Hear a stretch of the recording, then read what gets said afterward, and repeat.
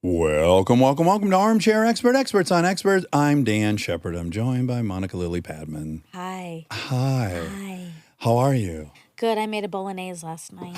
You did? How did it turn out? As good as the last batch you gave me?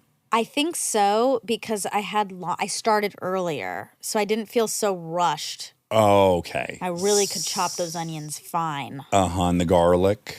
Yeah, the garlic you're supposed to slice because you don't want it to burn. Oh. And so you wouldn't, it's not good for you because you would break out. Yeah, that's okay. It might be worth it. I ate a shitload of it last time. It was so good.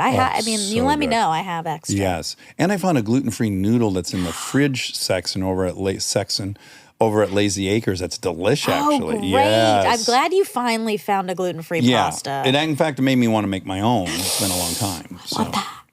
Yours is better now. You've outgrown me. Yeah, different and not better. This is a rare occurrence. It's the first time ever that you and I independently read books that we both loved on the same level, and then we both were starving to talk to the author, which is such, we talk about it in the episode. It's incredible, the privilege to be able to fall in love with a book and get to talk to the fucking author. It's like what I dreamed about as a kid. I would never trade that in, like the way I also read it. Yeah. Which, as we have declared, is fairly rare in these circumstances. Normally I don't. And I act more as the audience. Yeah. I will say, even though I'm so glad, I recognized that, like, me knowing more, there are parts when we're talking about the book, it's like, it's good I don't read them. Right, because we can't have everyone on the inside. Exactly, because people who haven't read it are like, I don't know what you're talking about right now. What people don't hear on this show, which is cut out, is like I often get too esoteric with the guests because they know their subject matter really well, and I just brushed up on it. So we can depart from what the general audience might know. Yeah. And you constantly go, hold on a second, I don't think anyone is following this at this point. Yeah. So, but it's harder if I'm also inside the bubble. Yeah. Yes. But so maybe this episode sucks. So it's really bad. So don't listen. No, do listen. It's my favorite of the year. Okay. Oh, yes. So you said this in the fact check. This isn't a response to what we just said. Oh. Yeah. Barbara Kingsolver. She, of course, wrote our favorite book of the year, Demon Copperhead, which I'm so prone to get wrong. I say Copperfield sometimes. You want to, but which makes sense. It makes sense. But Barbara, she won the Pulitzer Prize for the book this year, but she's written a ton of other beautiful books, The Poisonwood Bible, Unsheltered, The Bean Trees, Flight Behavior. And I encourage everyone to go get Demon Copperhead, and hopefully this will whet your appetite to read it, because it is phenomenal. She's so And she's even cooler than the book. She's so cool. She's better than the book. Yeah. Please enjoy Barbara Kingsolver. He's an armchair expert. He's an armchair expert. He's an armchair expert. You're already here. I'm here. Oh my goodness. She made it. Hi. Hi. I'm so happy to have you here. Welcome. Yeah. It's great to be here. I'm very excited. You smell great. Oh, that's our candle. That's a candle. No, it's all me. It could be a mixture. Good pheromones believe mixed that. with the candle. Good morning, nice browns. Thank you. Okay. I'm in Browns. Yeah, browns. That sounded a little bit like a euphemism. For? My breasts. Oh. Alas, it was not, but But I thought I'd clear that up. Barbara, welcome. Thank you. Okay, this is a little self-indulgent, but I'm just going to tell you, it occurred to me what is so exciting about having you here is if you would have told me, I don't know, in my teens and 20s, that I could have put down fear of flying and then gone and spoken with Erica Young. Or I could have put down Catcher in the Rye and then talked to J.D. Salinger. I'm having a very big moment where I can't believe I get to read a book, fall in love with it, and then talk to you. It's like very exciting for me. Well, good. That's so much better than if you said, well, I kind of hated your book, but here's your chance to redeem yourself, Barbara. Win me over, Barbara. I know the Pulitzer's convinced that you did a good job, but I think you need to convince My me. standards are You, much higher. right. When you were young, who would you have most wanted to have talked to after reading their book? Oh, man. Well, it depends on how young. Like when I was 12, Charles Dickens or Louisa May Alcott. That's a toss-up. Then later, Doris Lessing. I actually did get to meet Doris Lessing. She was an icon for me in my late teens, early 20s. What was she saying that you were like, oh, right, that's kind of how I think. Thanks for saying it. The first books of hers that I read were the Martha Quest novels, The Children of Violence. I don't know that they're all that well known. The last of those 5 novels is The Golden Notebooks, which people do know about. But the series begins in what was then Rhodesia. So she was writing about what was called then the color bar. So she was writing about racism and she was writing about sexism. In what year? You can ballpark it. Give me a Yeah. decade. A decade, yeah. In the 50s, 60s. Okay. Those were the first novels that helped me understand what literature can really do, what it can talk about, what it can embrace, what it can change, what it can challenge, how it can make you feel uncomfortable. Or in my case, it was more like articulating these pressures on me that I didn't know how to name. Right. Living in a place that was segregated, living in a world where all the women I knew were wives. That was their job. They were not encouraged to go educate themselves or pursue anything. It wasn't even about encouragement. It was about options. I mean, I just grew up looking around, seeing that men ran the world. Seems like they still do. But Yeah, you can use present tense for that. yeah, there were authors along the way from Louisa May Alcott. Little Women is the first novel I remember reading that just took me completely away from where I was, which was the back of a station wagon going on some long, long family vacation. Post-Congo. Yeah. Yeah, you weren't reading that book at 6. No, I was probably 9 or 10. Well, she could have been. Some people are early. She could be a Doogie Howser, Yeah. a prodigy. I was an Doogie Howser. Then I went to medical school. No, I was an early reader. Actually, I remember the first word that I read. No. I do, because you know how you remember the things that stun you? Sure, yeah, of course. Well, I was 3. I know that because of where we lived.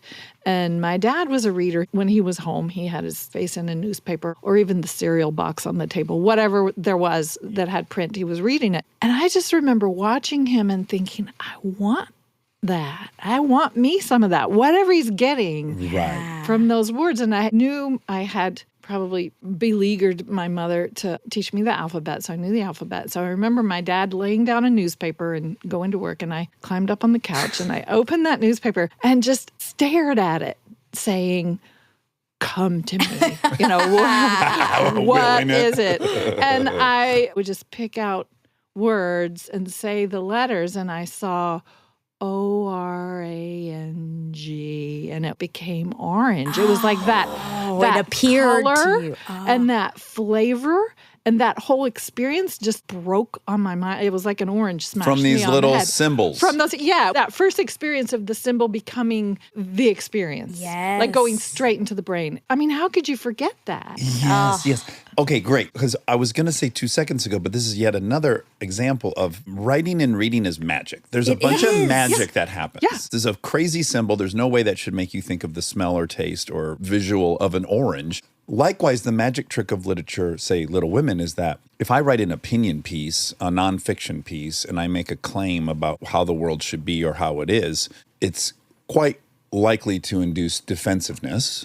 If I ask you only to join this character on a journey and you personally, your identity is not at threat, that's a magic trick. Where you can lead people with fiction is really magic. I completely agree with you. I say this all the time. It is a kind of truth. It makes me really sad to hear people say, well, they don't have time to read fiction, or it's like secondary somehow to journalism. It's another kind of truth, but it's magical, as you say, because journalism informs you. It gives you information. Your point about defensiveness is exactly on point. You can decide, oh, do I believe this or not? But fiction is the only medium we have that takes you inside of another brain. It's an empathy machine for sure. You actually put your life down on the bedside table or whatever, and you put on the life of another person, so their kids are your kids, and their Yes. worries are your worries, and you feel their fear. It's even deeper than empathy. It's losing yourself inside another life, and there's nothing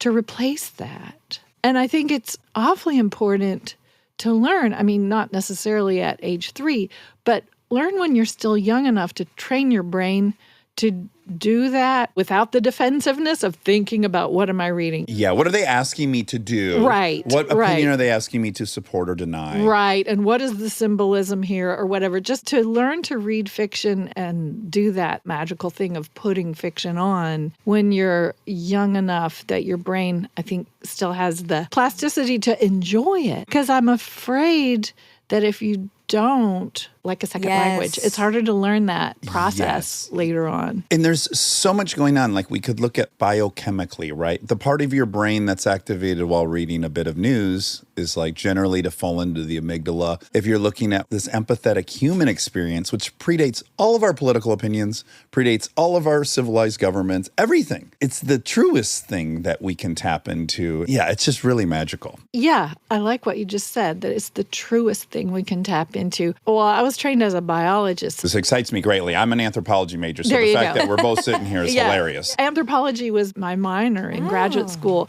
And so I'm really interested in the human condition as we were for 300,000 years. millennia. Yeah. Before this little blip of history where we began getting all our information not from people, but from an intermediate source. We evolved as social animals. We evolved to receive information from people.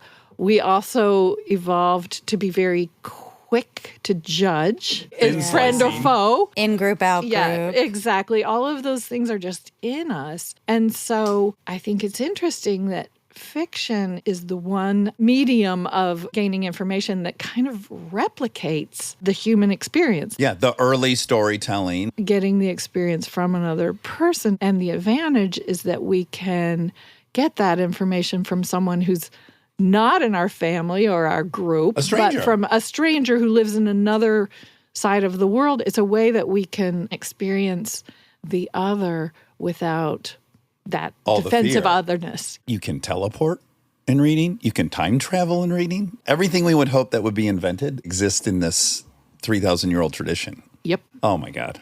Yeah, it makes me so excited. It is so cool. When you think about the aliens, let's imagine they can't read. Somehow they made it all the way here, but they can't read yet. And they're looking at us and they're like, what's going on with those people? They're just staring at a paper and they're crying or laughing. How? They probably think it's a slightly bigger phone. They can't read. Oh, they have these really big phones they occasionally look at. It seems to be at bed at night, on trains. That was me looking at my dad when I was 3. Yes. Like, what is it? What is the magic there? Because clearly it is. Yeah. Clearly it's holding him there. Yeah, that's what the Also- aliens will think. I guess this is what the internet has become over time, but certainly when I was young, to be in Holden Caulfield's brain and go, oh, there's another person that feels like me, that feels like this place is really abstract, that feels like this is all arbitrary, that these rules and all this stuff is very confusing. I hadn't talked to another kid at school, nor was I likely to bump into one that felt the way I did and the comfort I got out of that. Oh, well, minimally, there's another one of me in this fictitious world. Right. That feeling that someone has just touched you on the shoulder and said, yeah, me too. Mm-hmm. Well, as they say, it's windows and it's mirrors. Both are really important to see yourself and to see somebody that you'll never be, someone who's a different gender or so different that the only way you can really experience their reality is through a novel. Yeah. Okay, so you already hinted at it, which is you majored in biology and got a master's in ecology and evolutionary biology. Let's go back even further. Okay. Dad was a physician. You're born in Kentucky. Actually, I was born in Maryland. He was in the Navy, but I don't remember that part. We moved Yeah, to Annapolis, you were Kentucky. born. Yeah. Okay. Who cares? Who cares? No, my earliest memories are from Eastern Kentucky. Okay, then I just want to tell you more self-indulgent. So all my family's from Hazard, Kentucky. My mom was born in 1951, so similar, feminist, all these things. So much of your story I feel very connected to. But growing up in Kentucky up till, I guess, 7, you go to the Congo? Yeah. I always say that's what I did instead of second grade.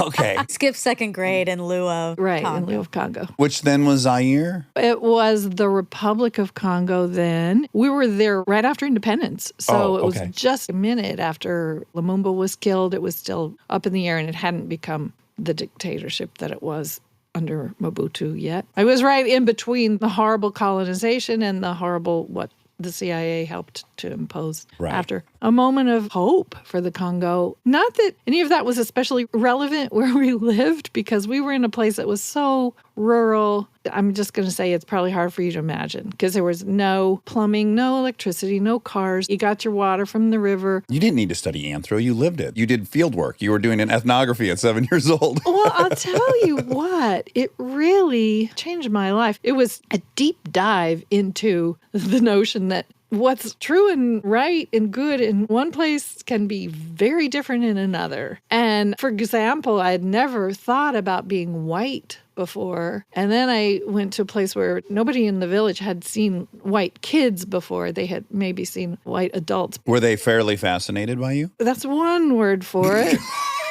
Grabby? Handsy? Yeah, like, why don't you have any skin? Right. Why are you? Yeah. And I had really long hair, which kids just kept trying to pull off. And was it blonde? Like, that's so confusing. It wasn't, but it was long, Yeah. you know, Yeah, and yeah. straight. It was just like, what is this weird stuff you have on your head? So I was very self-conscious, and my brother and I just tried to learn Kituba and keep up with these kids who were so competent. By the age of probably 9 or 10, all the kids in Kikongo were doing basically adult work. The girls were taking care of younger siblings.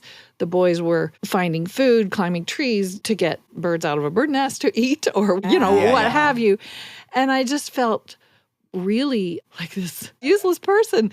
It was a very interesting way to discover a sense of race. Really quick. So dad was there doing healthcare work. Mom and dad. Yeah. Was it religious? Zero religious component. I will say that a lot of the social services that existed in the Congo after independence, because the Belgians didn't allow Congolese people any education at all. So when the Belgians left, there was sort of a dearth of doctors, any kind of professions. And so there were religiously based groups that organized things like what you would say Doctors Without Borders now, to get people into places and kind of help with education, social welfare stuff. So there was probably a group of missionaries who helped set up this arrangement. My dad just was born with this vocation. He just wanted to help people that really, really needed medical care. And so we spent most of our time in eastern Kentucky, pretty poor region of the country.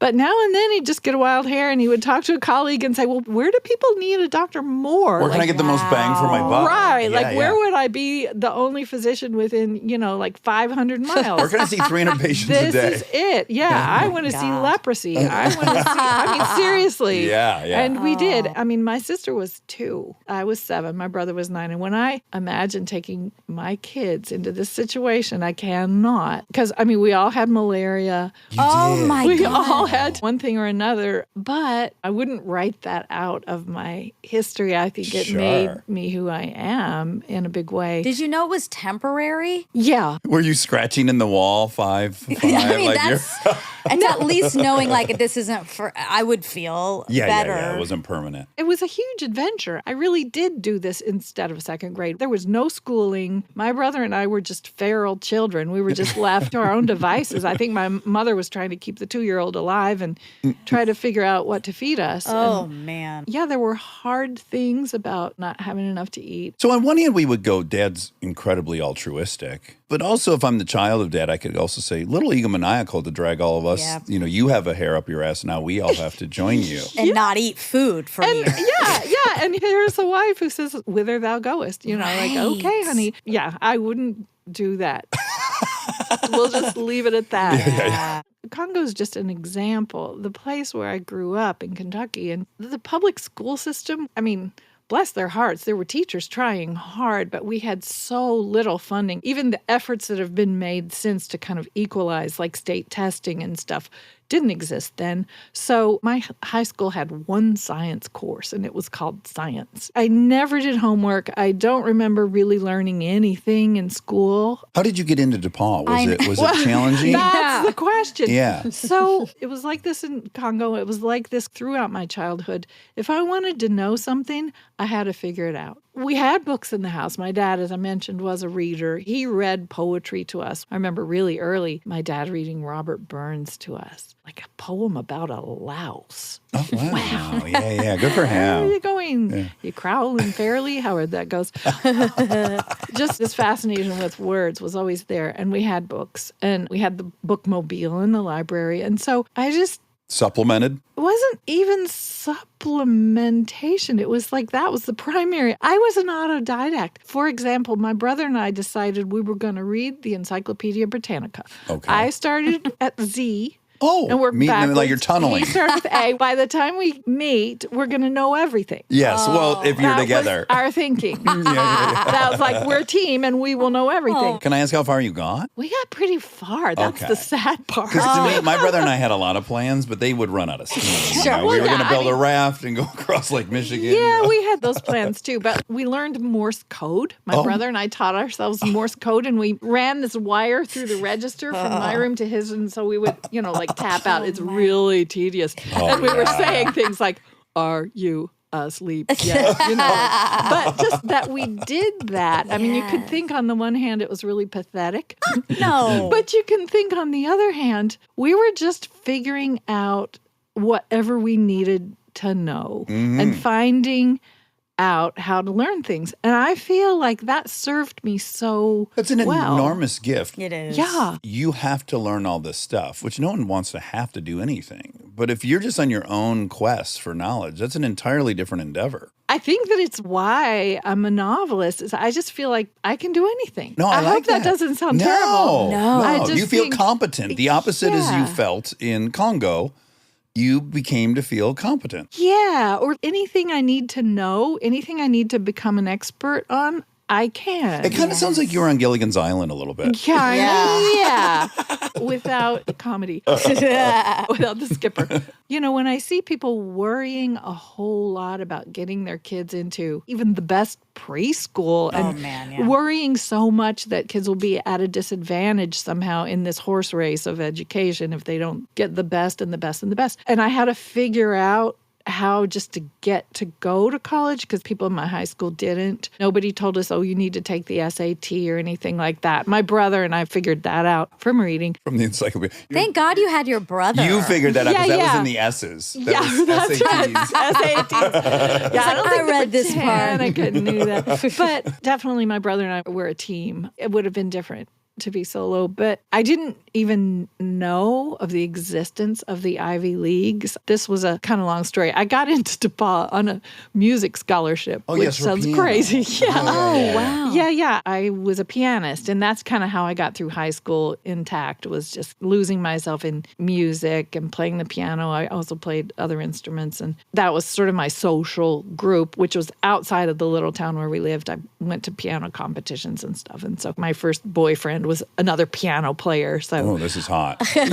yeah, classical piano. no Dueling. What less. if there were a couple at a piano bar? Dueling pianos, pianos, yeah. exactly. So yeah, I just figured out because we needed scholarships, and so I got myself to DePaul. They had a good music program and auditioned and got in on a piano scholarship, and I just thought, well, this will work. Was Dad at all urging you to pursue medicine, or were you not inclined to pursue medicine? You obviously hold him in high regard. When I was young, I wanted to do everything. I remember wanting to be a doctor and a farmer and, I don't know, fly airplanes. Not that that was really an option. Concert pianist. Yeah, I kind of wanted to do everything, and I found a way. Yeah, exactly. Being a novelist, you get to be everything. Oh, what a great point. I remember I didn't really know that women could be doctors. That wasn't clear to me. That's back in the day where the riddle, this may comfort Oh, you. the riddle. Do you remember when we were kids, there was a riddle? Oh, yeah. The doctor is not The doctor and his son are driving in a car. There's Right. an accident. The father dies. The son's rushed to the OR.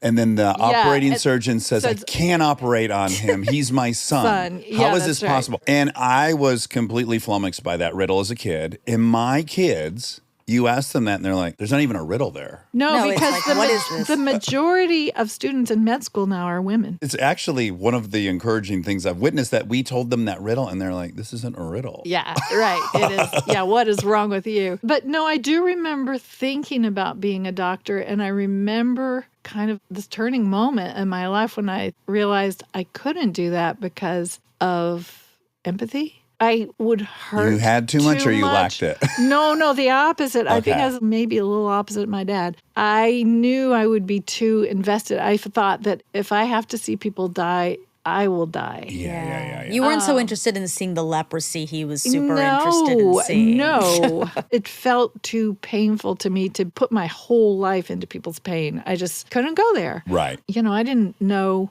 what I would do. I just knew I needed to get to college because all of the women that I knew growing up were completely dependent on men financially and frankly, not very happy. Yeah. Most indentured servants aren't super happy. Yeah, exactly. That's how it felt to me. I wanted to get out of indentured servitude, and college was going to be a ticket. And when I got there, it took me 10 minutes to figure out I'm not going to be a classical pianist. Maybe there are like 10 job openings, and I wasn't in the top 10. Yeah. So I realized that was not going to pan out as far as the financial security end of things. So I just switched to biology because it seemed solid. If I learn science, I can get a job. And I didn't think I was going to be a writer ever. Well, great, because I look at your trajectory, I'm curious when that starts to seep in. I obviously know when you start writing, but at that point when you join biology, again, you have a lot of fantasies, which I appreciate, but what is the primary fantasy that will happen after you get this biology degree? Do you think you'll teach? I wasn't that clear. I just thought I really like learning this stuff. It really clicked. I really love Yeah. science. Meiosis is sexy. Yeah. Well, biology is sexy. It's all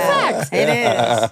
No, I just loved learning it, and I figured this is practical. I'll get a job. I didn't really nail it down. I still wanted to just do some living. I guess I wasn't yet ready to give up on the I'm going to do everything. You go to France immediately after graduating for a year? I just wanted to see the world. I got one of those $200 Icelandic air tickets. I got to interrupt you. This usually takes me the entire episode to do. I know who it is. You say it first. Meryl Streep. Yep, Meryl fucking Streep. You have such a Yes. quality. It's crazy. Do Usually you that get takes that a lot? I do. Yeah, of course, of People course. ask me if we're related. The voice Yes, is really similar it too. is. Yeah. I'm so Well- glad we're on the same page. I thought it like 4 minutes into this. I was like, oh my Half the God. time this annoys Here's- Monica because we'll have like a really profound professor on or something, and I'm so distracted by what movie star they look like, and then eventually I'll take We're some like time in the to middle say of it. an important conversation, which we are now as well. Okay, here's the difference between her and me.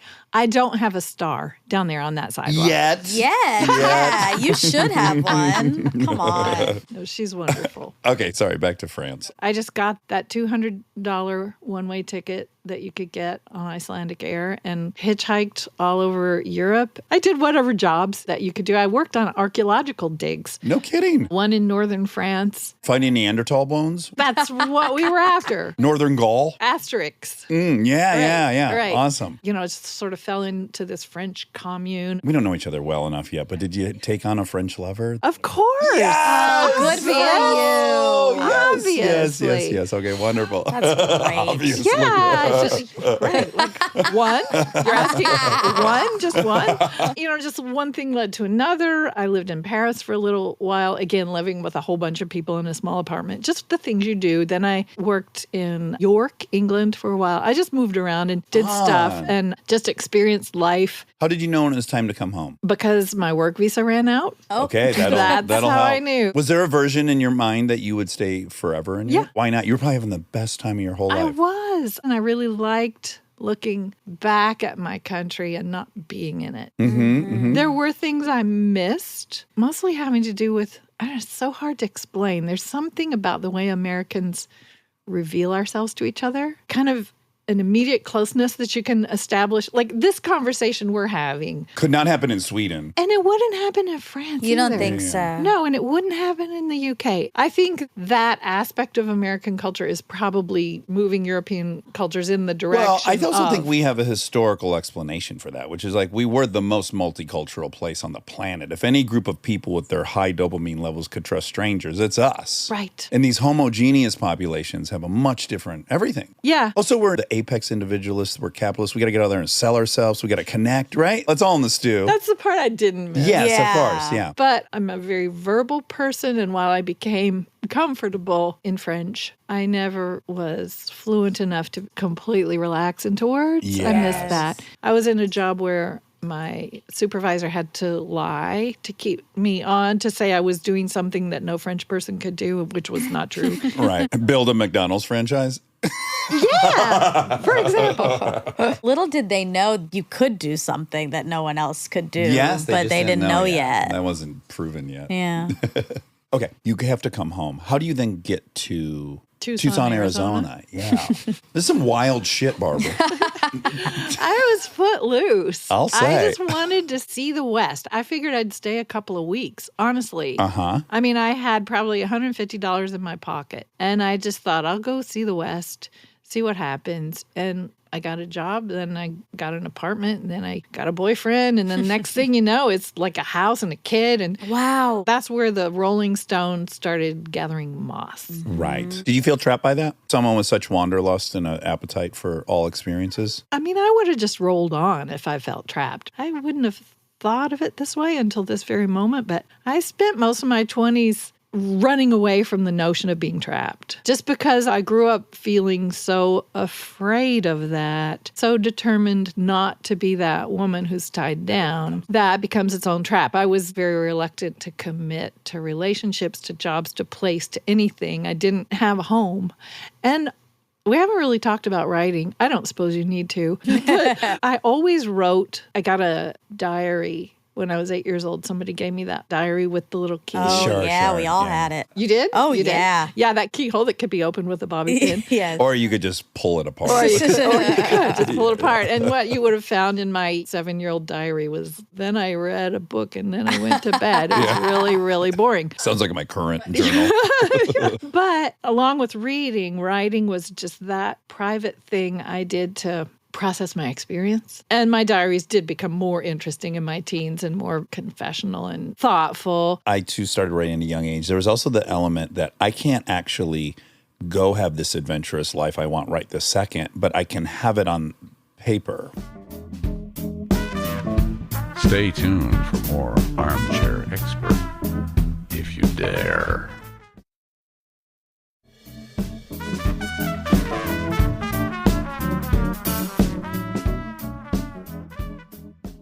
It's funny, I not too long ago cleaned out the childhood home and found this cache of my short stories that I wrote when I was between ages of 8 and 13. Every single one of them was about a little boy with some kind of terrible disability. You were really drawn to that. They were all in the Well- first person. I am a boy with one leg. I am a blind boy. Here I lie, a boy with one leg. Well, but you were in an environment where you were exposed to a lot of Boys with one leg. horror. Yes, I am a boy with elephantiasis. I don't know what that was about, but I just didn't want to be a girl, was what it was. It's very limiting. Exactly. So I think that my fantasies of being boys were based in that, but the obstacle Well, because you couldn't escape how you really felt, which was disabled. was disabled. That's right. Yeah. It leaks in.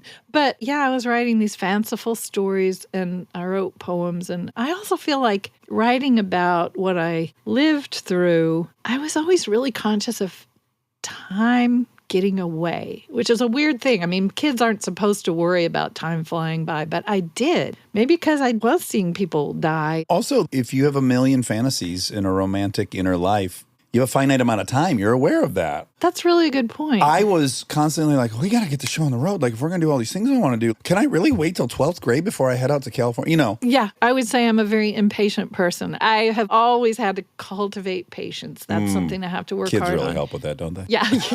Yeah. Yeah. Like the more in a hurry you are, the slower they go. They're the antidote. If you're struggling with patience currently, Yes, have a baby. I feel like you could, not to be this capitalist girl, but you could sell those short stories now for so much money. You could give them to charity, the money, but wow, I'd love to read a sure. Barbara Kingsolver. You should make a cash offer before you leave. 14,000. I don't know what's in there. I could get canceled. No, you would. You It couldn't. could be bad. But back to time, I just felt like time is this river and I can't pin it down. And writing about what I did today, what happened today, what I saw or thought, or what hurt today, or what I accomplished today, it just kind of nailed that river to its banks. That's how I felt. And so that was the reason I wrote, not really for anything else but me. And I kept doing that. In college, I wrote because I was a science major and I didn't have electives. I took one creative writing course and I loved it. My creative writing professor said, you're good at this. You should take another. No, I have to take chemistry and physics. But my chemistry and physics books have poems in the margins, and they're like poems about electrons and stuff. But I felt like if anybody knew I was doing that, they would think I was unserious. Right. It felt frivolous. Yeah. Growing up in a working class culture and a working class place, you don't say you want to be an artist when you grow up. Well, at least in Kentucky, you don't say that because it seems... Feels hoity-toity. It feels hoity-toity. Yeah. That's what it feels. It feels upper class. It feels rich. We hate rich people. Exactly. It's self-indulgent. What a luxury. And it's putting yourself above it. Like, I'm not one of you. It's like saying, I'm going to be Meryl Streep when I grow up. Yes, which happened. Accident. So I just kept this to myself. Can I say as a young boy growing up in very blue-collar Detroit area, it was gay. That was my fear. I was writing, I was being creative. And so my little paradigm I was stuck in was that was gay. Because it was feminine, which also is probably part of your feeling too. You want to be a powerful woman, which means more masculine. Right. I need to do what the boys are doing. And they're not writing poems. Right. That's for sure. Yeah. It's all wild. That either of us would have had any thought like, this thing needs to be private. It's so crazy. Yeah. And God forbid if you'd wanted to be a dancer. Oh, Right. no, it wasn't on the table. People ask me that in interviews like, when did you know you were going to be an actor? Did you act all through high school? I'm like, you didn't go to my high school. If I would have acted in high school, I would have got my ass kicked in the parking lot every day. Not an option. That's how I felt for a long time after I left Carlisle, Kentucky. Being a writer was not an option. Saying I am a writer, I couldn't imagine it. Yeah. I needed to be something real and practical. So I just wrote. And all that time I was traveling around, I was still writing, and I wrote poems in French. God, they're probably terrible. But I was writing and processing. And I think what hit me in Tucson is I didn't have a voice. I wasn't from anywhere. Interesting. I didn't have any authority. I was writing short stories set in Tucson, and they just felt fake, just as fake as those French stories that I wrote. There was no authenticity. And also, honestly, I had internalized the shame of being a hillbilly. I mean, we haven't even started on that. Oh, no, we're getting there. But just as I didn't understand I was white until I went to the Congo, I didn't understand I was a hillbilly till I went to college in a state where people stopped me in the cafeteria and made me say words so that they could laugh at me. WASH. Warsh. Yeah. Yeah, and syrup. What's this syrup? Smells like a polecat. What? Yeah, just mocking my accent and saying, oh, you're wearing shoes. How cute. So I just kind of erased that. The accent you're hearing now, I code shift. When I'm in Kentucky or when I'm at home, when I'm talking to my neighbors, I talk the way I spoke growing up. But little by little and not really intentionally, I just neutralized my affect. For sure. So that people will listen to what you're saying instead of stopping at the words. Really quick, you're arriving at a place that artists have to arrive at, which is you first start by trying to emulate things that you yourself find captivating or romantic, and you can't succeed at it. And then hopefully the road leads you to believing, actually, my version is worthy of telling, and my voice is worthy of listening to. And that's such a crazy road. I agree with you completely, and I'd take it a step further. You have to get to, I do have something to say. My voice is worthy. Furthermore, it's the only thing I've got. Yeah, exactly. Right. It's your only true asset. And if all you have out there are antennae for what you think people want from you, you got nothing. Right, yeah. Absolutely nothing. And I think that's where I was for a long time. And when I was maybe starting to take my writing a little more seriously, even though I still hid it through grad school, but I was writing poems and starting to share them and starting to share stories. You're also writing for the school paper. You're doing science related. Yeah, my first job after graduate school was as a scientific writer, just talking to scientists and translating what they said into English that other people could read. Yeah. But when I fell down on the road to Damascus was, does that play? That's nice. Yeah, it's I really love good. it. Yeah, Is yeah. that Beautiful. Very poetic. I was becoming aware that I had no authentic voice somehow. It's like the cogs weren't catching. And somebody gave me a collection of short stories called Shiloh and Other Stories by Bobby Ann Mason. Do you know Bobby Ann Mason? Never read, never heard All of. right. She's Kentuckian. This collection, which would have been released early 80s, it was quite renowned. People really paid attention. It was kind of the minimalist era. It was sort of a little like Raymond Carver, were you about to say? esque, a little after that, but she's from Western Kentucky. And all of her short stories were about people who worked in Kmart and they did shift work and they were my people. These stories were beautiful and they were respected. How inspirational. It was like the scales fell from my eyes. It just really happened all at once. I understood what I had been, Repressing.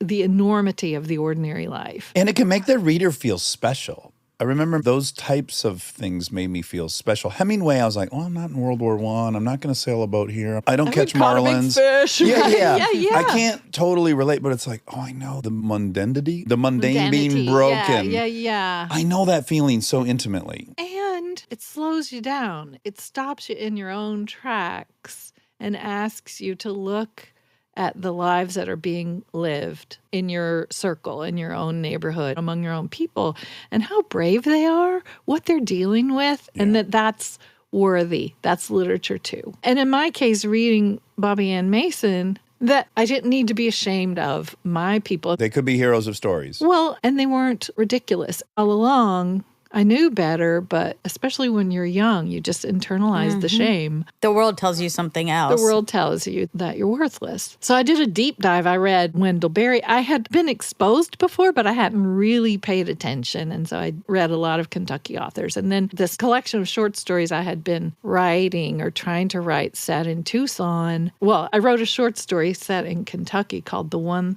to Get Away. This girl in high school whose goal was to get through high school without being pregnant and get out of there. And she got this car. It had an engine. It didn't have a starter. And she drives across the country and someone puts a baby in her car. And then she gets to Tucson and she tells the whole story that I had been trying to write with a Kentucky accent. I needed that first-person Kentucky voice. And you were spelling out phonetically the accent? No, but that was the Bean Trees. That was my first novel. Okay, right. I was being poetic. She needed a Kentucky accent. She needed a Kentucky identity. I got you. She Yes, needed yes, to yes. see things the way I saw things. Right. And that finally worked. I didn't know it was working. It was clicking for me. It felt like, yeah, this is what I've been trying to do. Also, ironically, while I was writing this novel about this girl who all she wanted in life was not to get pregnant and then ends up with a baby, Yeah. I was pregnant. I was happily pregnant, but I really rushed that novel. I wrote it during my pregnancy because I couldn't sleep and I had all those extra hours. What a gift. Talk about making lemonade out of Yes. lemons. Yeah. I don't sleep very much and I call it my superpower. God, maybe I should embrace that for me too, because I'm kind of just miserable half the night. No, I'm serious about this. Embrace it. I mean, so long as you can still function, because some Yeah. people just don't need as much sleep as others. My doctor was saying, do something really tedious that you hate, like scrub. Literally, my doctor said, get a toothbrush and scrub the grout. I said, screw that. Yeah. I'm writing a novel. And I did. And I sent it off to this agent right before I had my baby. And this is the amazing true fact of Barbara Kingsolver. I got my first book contract and had my first baby on the same day. On the same day. day. Yeah. The two most pivotal moments of your life. Exactly. On the same We're day. one moment. So efficient. Yes. Twins. You birthed two. Two careers, the two Wow. most important things that I am Yes. happened at once. The cornerstones of your identity all on the same day. And as you can imagine, I only noticed one of them at a time. I was like hormonal. I'm the queen of the universe. I just produced a human being. And then, wait, what? I also sold my book. Yeah. I want to read your journal from that day. I gave it to my daughter actually Oh, you recently. did? Yeah. But that's when I finally was able to say I am a writer because I sold a novel. Yeah, and it you're was in now. finished. Very little editing. One sentence, I think, I changed. And it was published and I got an advance that at the time I thought was an enormous amount of billion money. dollars. Yeah, Yeah, right. yeah. It was enough for me to live on while I wrote another book, and that changed everything. Yeah, so you're off to the races. That's 1988. That's right. The week it was released was the week my daughter learned to walk. Oh, no my kidding. God. This is all serendipitous. It is. So then you go on a tear. You have Animal Dreams in 90. You have Pigs in Heaven, which is a sequel to The Bean Trees, 93. And you know what you're leaving out. Also, me. there was a collection of short stories. Right. So I had 4 books in 4 years. Oh, my God. Because there was a backlog. I had stuff I had been working on before that I just brought out of the closet and said, well, guess what? You guys like what I'm writing? Here's some more. I was able to get a bunch of books out pretty efficiently in those early years because I could just live from advance to advance. I did some other work, some other freelance work, which was good for me, I think, to be a journalist, but I didn't have to go back to a day job. You did the thing. You were supporting yourself. You weren't an indentured servant. Exactly. I had my own money. Yes. Yeah. I could be an artist and be independent. Yeah. Wow. I'm only going to fast forward because I want to spend a lot of time on Demon Copperhead. I think my publicist would agree Would with you like on that. Yes, I don't know if your publicist has told you, but Monica and I have already talked about Demon Copperhead. I it bet comes you up. 40 times Yes. in the last 7 months. I get these DMs from time to time. Armchair Expert really likes your book.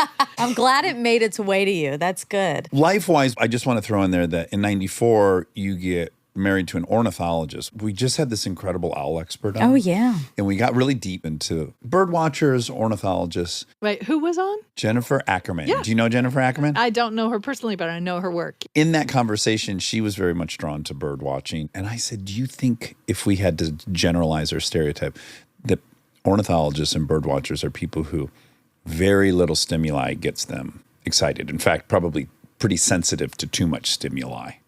Is this the case with Stephen? Was that true of him? He's also a rock and roll musician. Oh, wow. Well, So that goes then, right out the no. window. Like when I met him, All right, we got to he throw out was the whole like- theory. He was the front man of a band. Oh, perfect. And a professor of psychology. Oh, my God. Yeah, he kind of does a lot of He's a things polymath. like me. Yeah, he's a polymath Very like me. sexy. A rock and roll star and a professor? Oh, my God. Pull in your Right. slacks. And, yeah, We're exactly. going to implode. Right. No, he's a perfect guy.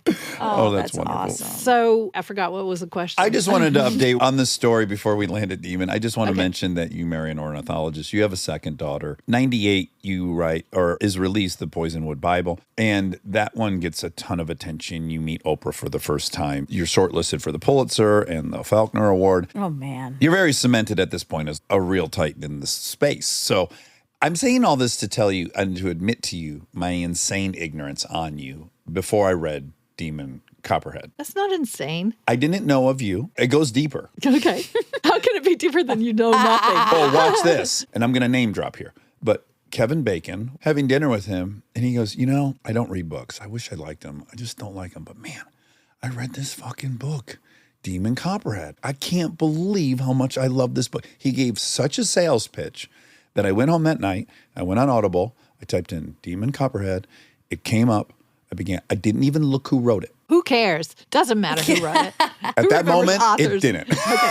Of course. I feel like it happened here, didn't it? It did. I'm going to walk her through that. got it. Okay. Other prerequisite knowledge you must know is that I fucking hated the hillbilly elegy. Thank you. I fucking hated it. Monica you and for I had a that. bunch of arguments. I was screaming from the rooftop, this is a fraudulent account of all of this. The person wasn't there. They didn't experience any of this. This is bullshit. And the one good thing about him running and winning the position he has now is it's proof that he's Exactly. not one of us. Well, that's the only thing that ultimately Monica had to. I had to really eat my shorts or whatever that phrase is because we had a lot of arguments around that because he was like, I don't buy it. I know that world. And I'm also from the South. I'm from Georgia. So I was like, well, you can't assume just because it wasn't your experience. Like we had so many We had a debates. lot of debates about it, right? Okay. And then I had to be like, God, you were right. This fraud. It's his worldview. Okay, here's my complaint about that book. We don't even have to say the name of it. He's entitled to write his memoir. The fact that that got pitched and bought wholesale as my memoir too, and your memoir too. yeah. The explanation of a people makes me so mad because he had no context. He didn't talk about structural poverty. He didn't talk about the history of It was a this region. self-aggrandizement It was, of his enormous like bootstraps. accomplishment. Yes, I went to the Yes. Ivy League. Yeah, If yeah. you only work hard enough, you can be. Right. And the thing is, what's heartbreaking about it is that it really validated the stereotype. It was so widely, sorry. No. You've already eaten your short. Yeah. It was so embraced by the rest of America because they want to hate on hillbillies. They want to look down on us. We are the last class of people that progressive people get to make fun of. There's also a pull. Humans love a quote underdog. People Yeah, yeah, love yeah. an underdog Right, story, and that's right. what it felt like a little bit, which is very problematic because it's again this model minority issue where it's like, Also, he's oh, pretending everyone, he's Basquiat, and he's not. Well, He went to a exactly. fucking Right, an Ivy League right. school. it makes people believe, oh well, if he can do it, what's wrong with everybody else? Yeah. And that's wholly wrong. A lot of us recognize structural racism, institutional racism, but structural classism Yes. is just not talked about. We just had Kerry Washington on, and she had two different jumping into different world experiences. One was her school was moved because they didn't want the white kids to have to bust into the Bronx, so they sent everyone to this Italian neighborhood. So that was her first kind of cultural clash. Then she ended up going to this very, very, very expensive, on a scholarship, Manhattan school. And I asked her, what was a bigger chasm?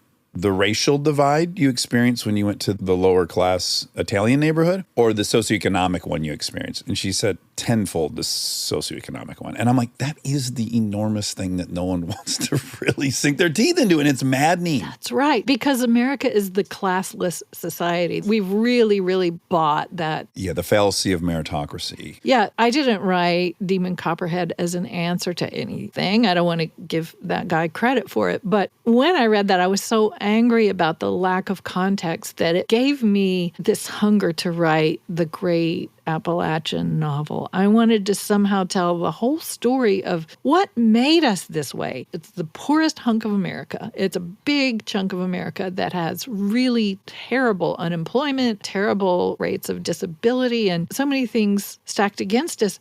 It's not because we're lazy. I mean, I can walk you through how we got that way. The coal companies literally bought everything, including the schools, including the courthouses. Yeah, talk about a company town. Yeah. It's a company region.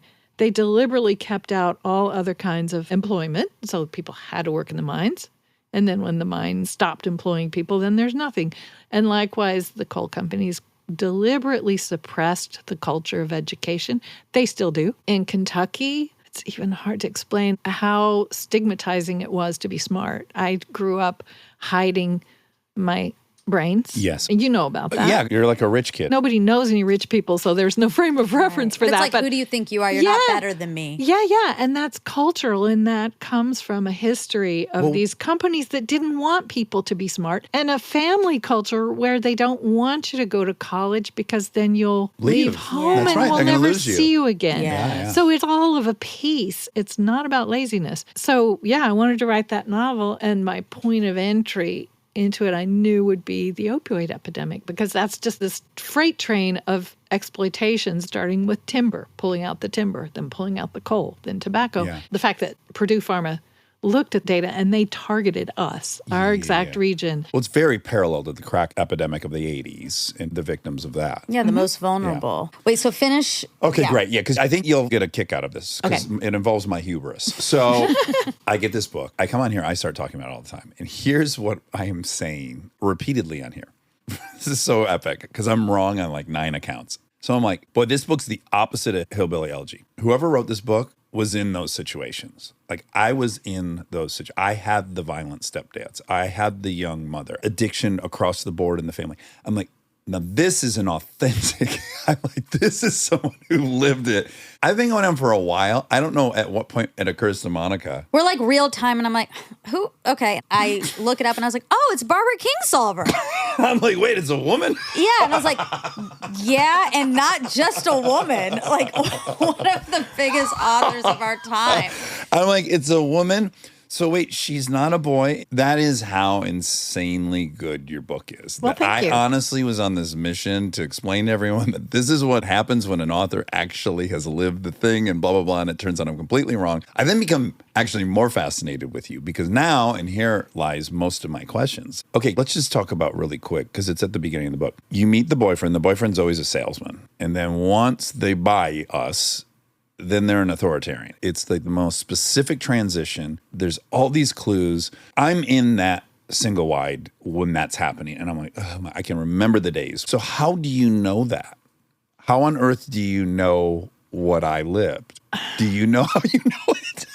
Here's the thing about being an author. It's so much better than being an athlete or a model or maybe even an actor because you get better with age. There's no cap. The older you get, the more things you've been, the more lives you've had. You have wisdom. I think what we really go to literature for is wisdom. I mean, we want entertainment, but really we want to come through it kind of knowing more about life. The longer you live, the more of that you have to offer, the more scar tissue. I remember when I was young looking at old people being like 40 probably, Yeah. and thinking, well, they've always been old. Right? Yes, of course. And I mean, I just think you still do. And so I've seen on social media, how does this grandma person know what it's like to be a teenager? Well, you know what? I was. What am I allowed to say on here? Everything you want. Yes. God damn it. I was a fucking teenager. There we go. I remember being 13 much better than I remember being 35. Same. Right? Same. It's so foundational. You feel things so intensely. There's so many firsts. They're and seared in. I still have a teenager in me. I have all of those people I've ever been still in me. Many of them very unhappy. I'm a happy person now, but all of those unhappinesses are still in there. All of those terrible relationships that I feel lucky to have survived, they're in there. Right. And I remember them. And I've read that actors, when you have a part, you think about the parts of you that relate to that part. I do the same. I haven't been a boy. That's the one thing. I can't tell you that I have been a boy.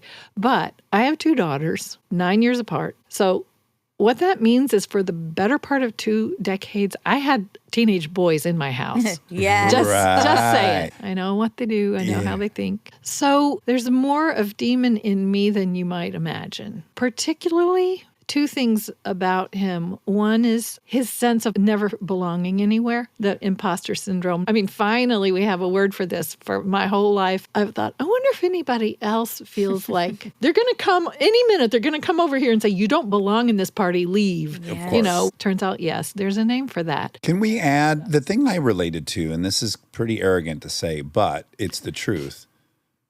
I was observing adults acting worse than I knew was right. And in ways I felt more mature than them. And I knew what was right and wrong more. I felt a little special about that. I felt it in him, whether I projected that or not. I felt like he was seeing everything.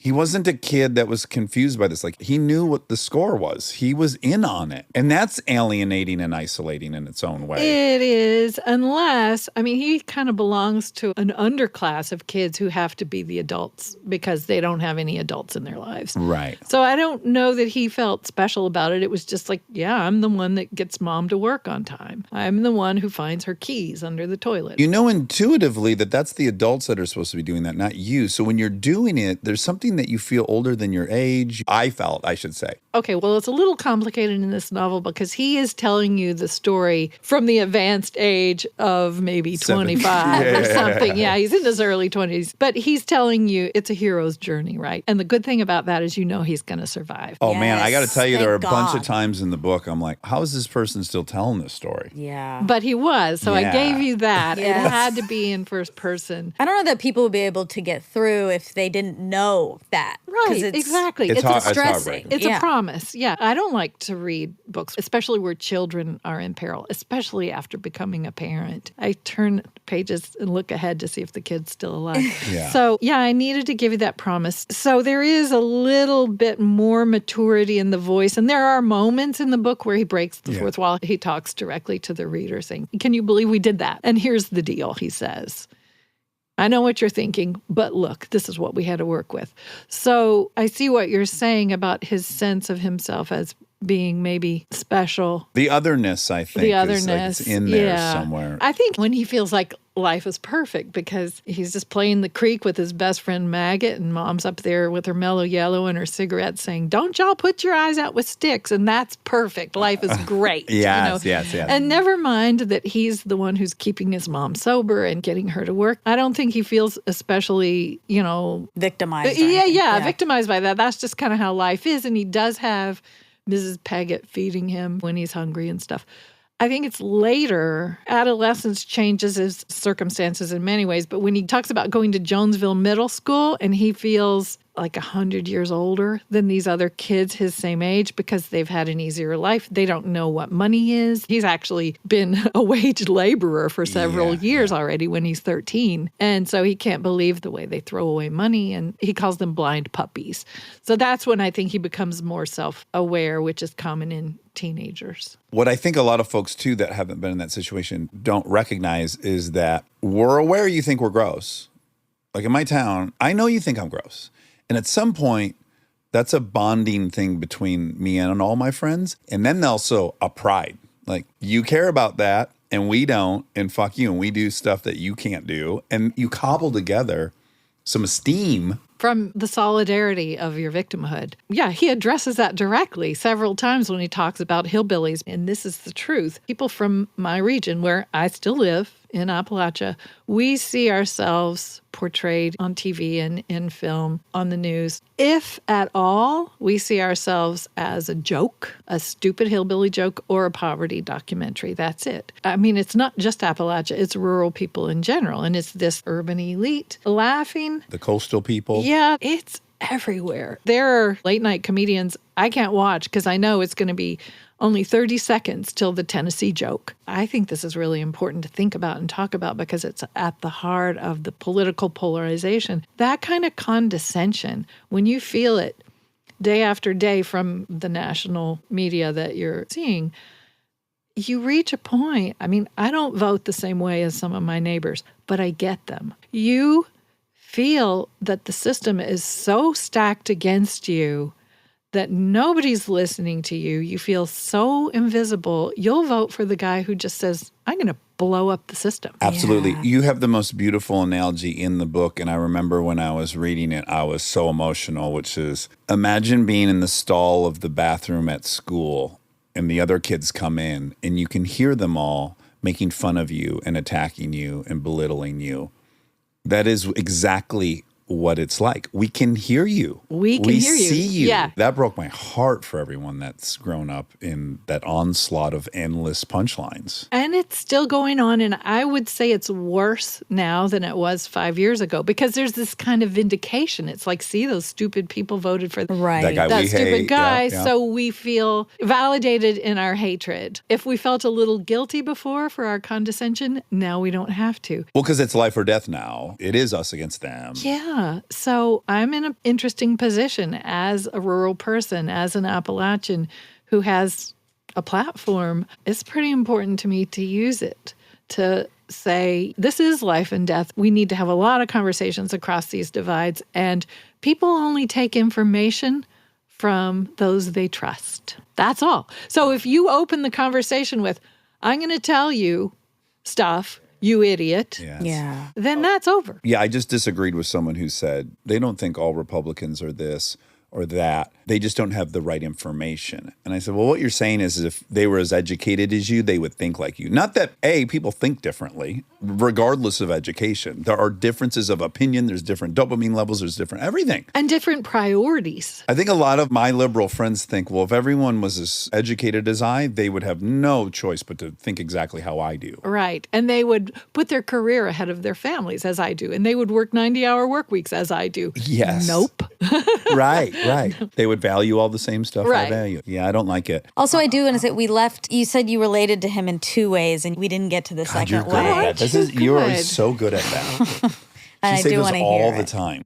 Okay. The one is the burden of his feeling like he is not wanted anywhere. Just nobody ever comes through for him. He feels like every place he goes, they're not going to want to keep me. The good thing about Demon is he has this resilience no matter what, there's something in him that's going to figure it out, that's going to get out of here. He doesn't stop moving. He's going to work on it. He's going to come learn up- Morse code and he's going to read the Britannica. There you go. And that's me too. This conversation that he has when he goes to this new school and this counselor who turns out to be really important in his life, Mr. Armstrong. He's read his DSS files that go back forever. And he says, well, one thing I can say about you, Damon, is that you're resilient.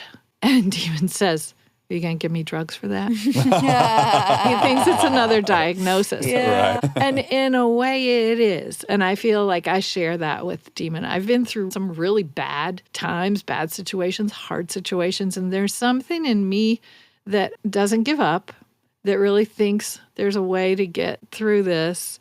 And furthermore, you know how the things that are easy for us, we wonder why they're hard for other people. Yeah. I look around at other people and think, just get on it, right? Just Stand up, deal. start moving. Just deal. If you're mad, do something. I very much share that capacity. And I think that capacity in Demon is what makes him readable and maybe lovable. I'm very deliberate about this. I knew what I wanted to write about and where I wanted to take the reader, and it's not an easy place to go. It's a horrible, hard place to go. So I knew that most of all, you'd have to love this kid so much. And he had to be a kid. That was the answer. I mean, I spent 2 years trying to just figure out how to crack into this story. And that was the answer. Let the kid tell the story, because people will go there with a kid. He'll get your heart and you'll get in there. Yeah, once he's an adult, he's at fault. Right. You look around with your judgment, you're like, well, that person's made these choices and it's their Right. fault. You get to see from the beginning how he didn't make any choices. Right. He was given none. He just used the tools at hand. But yeah, it's that American meritocracy, isn't it? It's like, if you're not in a good place, you must have done something to put yourself there. Right, Because if you yes. were smart enough or hardworking enough, you'd be rich or a senator from Ohio or whatever. Stay tuned for more Armchair Expert, if you dare.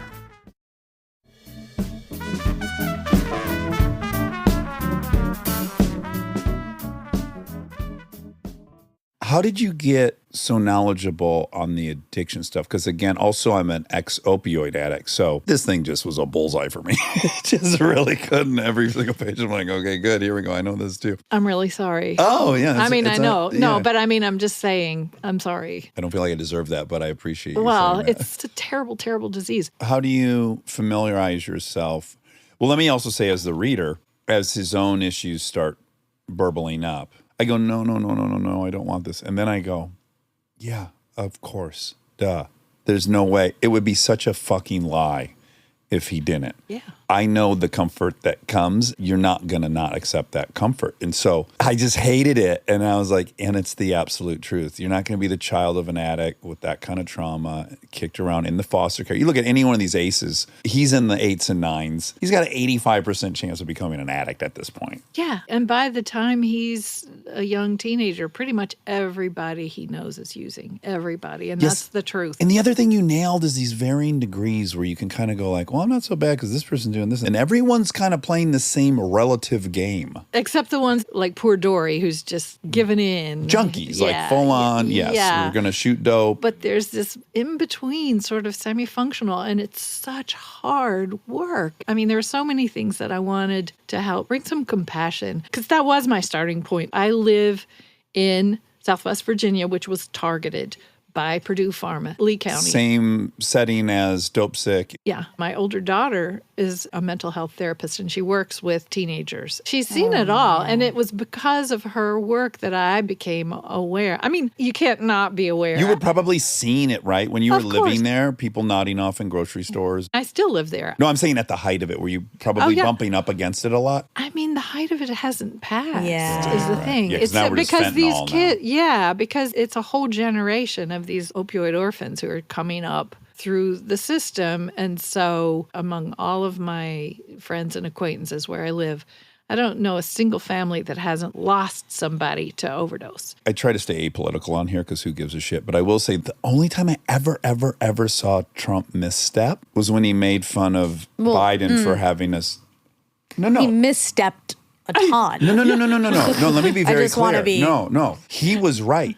He could shoot someone in the middle of the street and his base would still love him. That's what I'm saying. He never violated the contract he had with his own With base. You mean his misstep people. with his Yeah, people. yes. Right. Okay, yeah. The only time I ever saw it happen is when he made fun of Biden for having a son with an addiction. And that was the first time I felt the basic like, slow down. Wait a minute. And I was like, whoa, that's yeah. really telling That is about so how telling. pandemic this is. Yeah, and making fun of anybody else didn't do it, even prisoners of war or whatever. Okay. That Yeah. didn't lose him, but that one people didn't like. And for people who are outside of the epidemic, I wanted to try to reach across that gulf, this failure of empathy. And I mean, I don't blame anybody. It's a brainwash. It's been 50 years of the so-called war on drugs, literally taught kids in school that criminals use drugs, bad people use drugs, lazy people use drugs because you could just say no.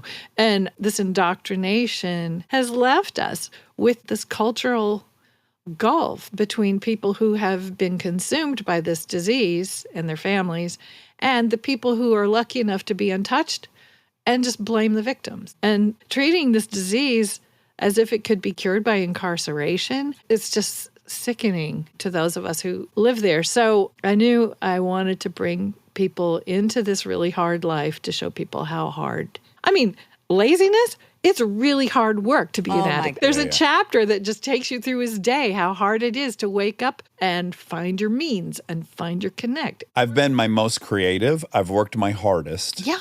In pursuit of that. Yeah. Addiction is not for the lazy. No, right, that's right. really true. Yeah. And once you have that disease, the only thing you can do is stay alive. Just do all the things you do every day to stay alive. You're not chasing a high. Many people never were. Sounds like you had some help from your daughter. I did. She helped me to connect me with people I could talk with at DSS and the foster care system so I could learn how all that works.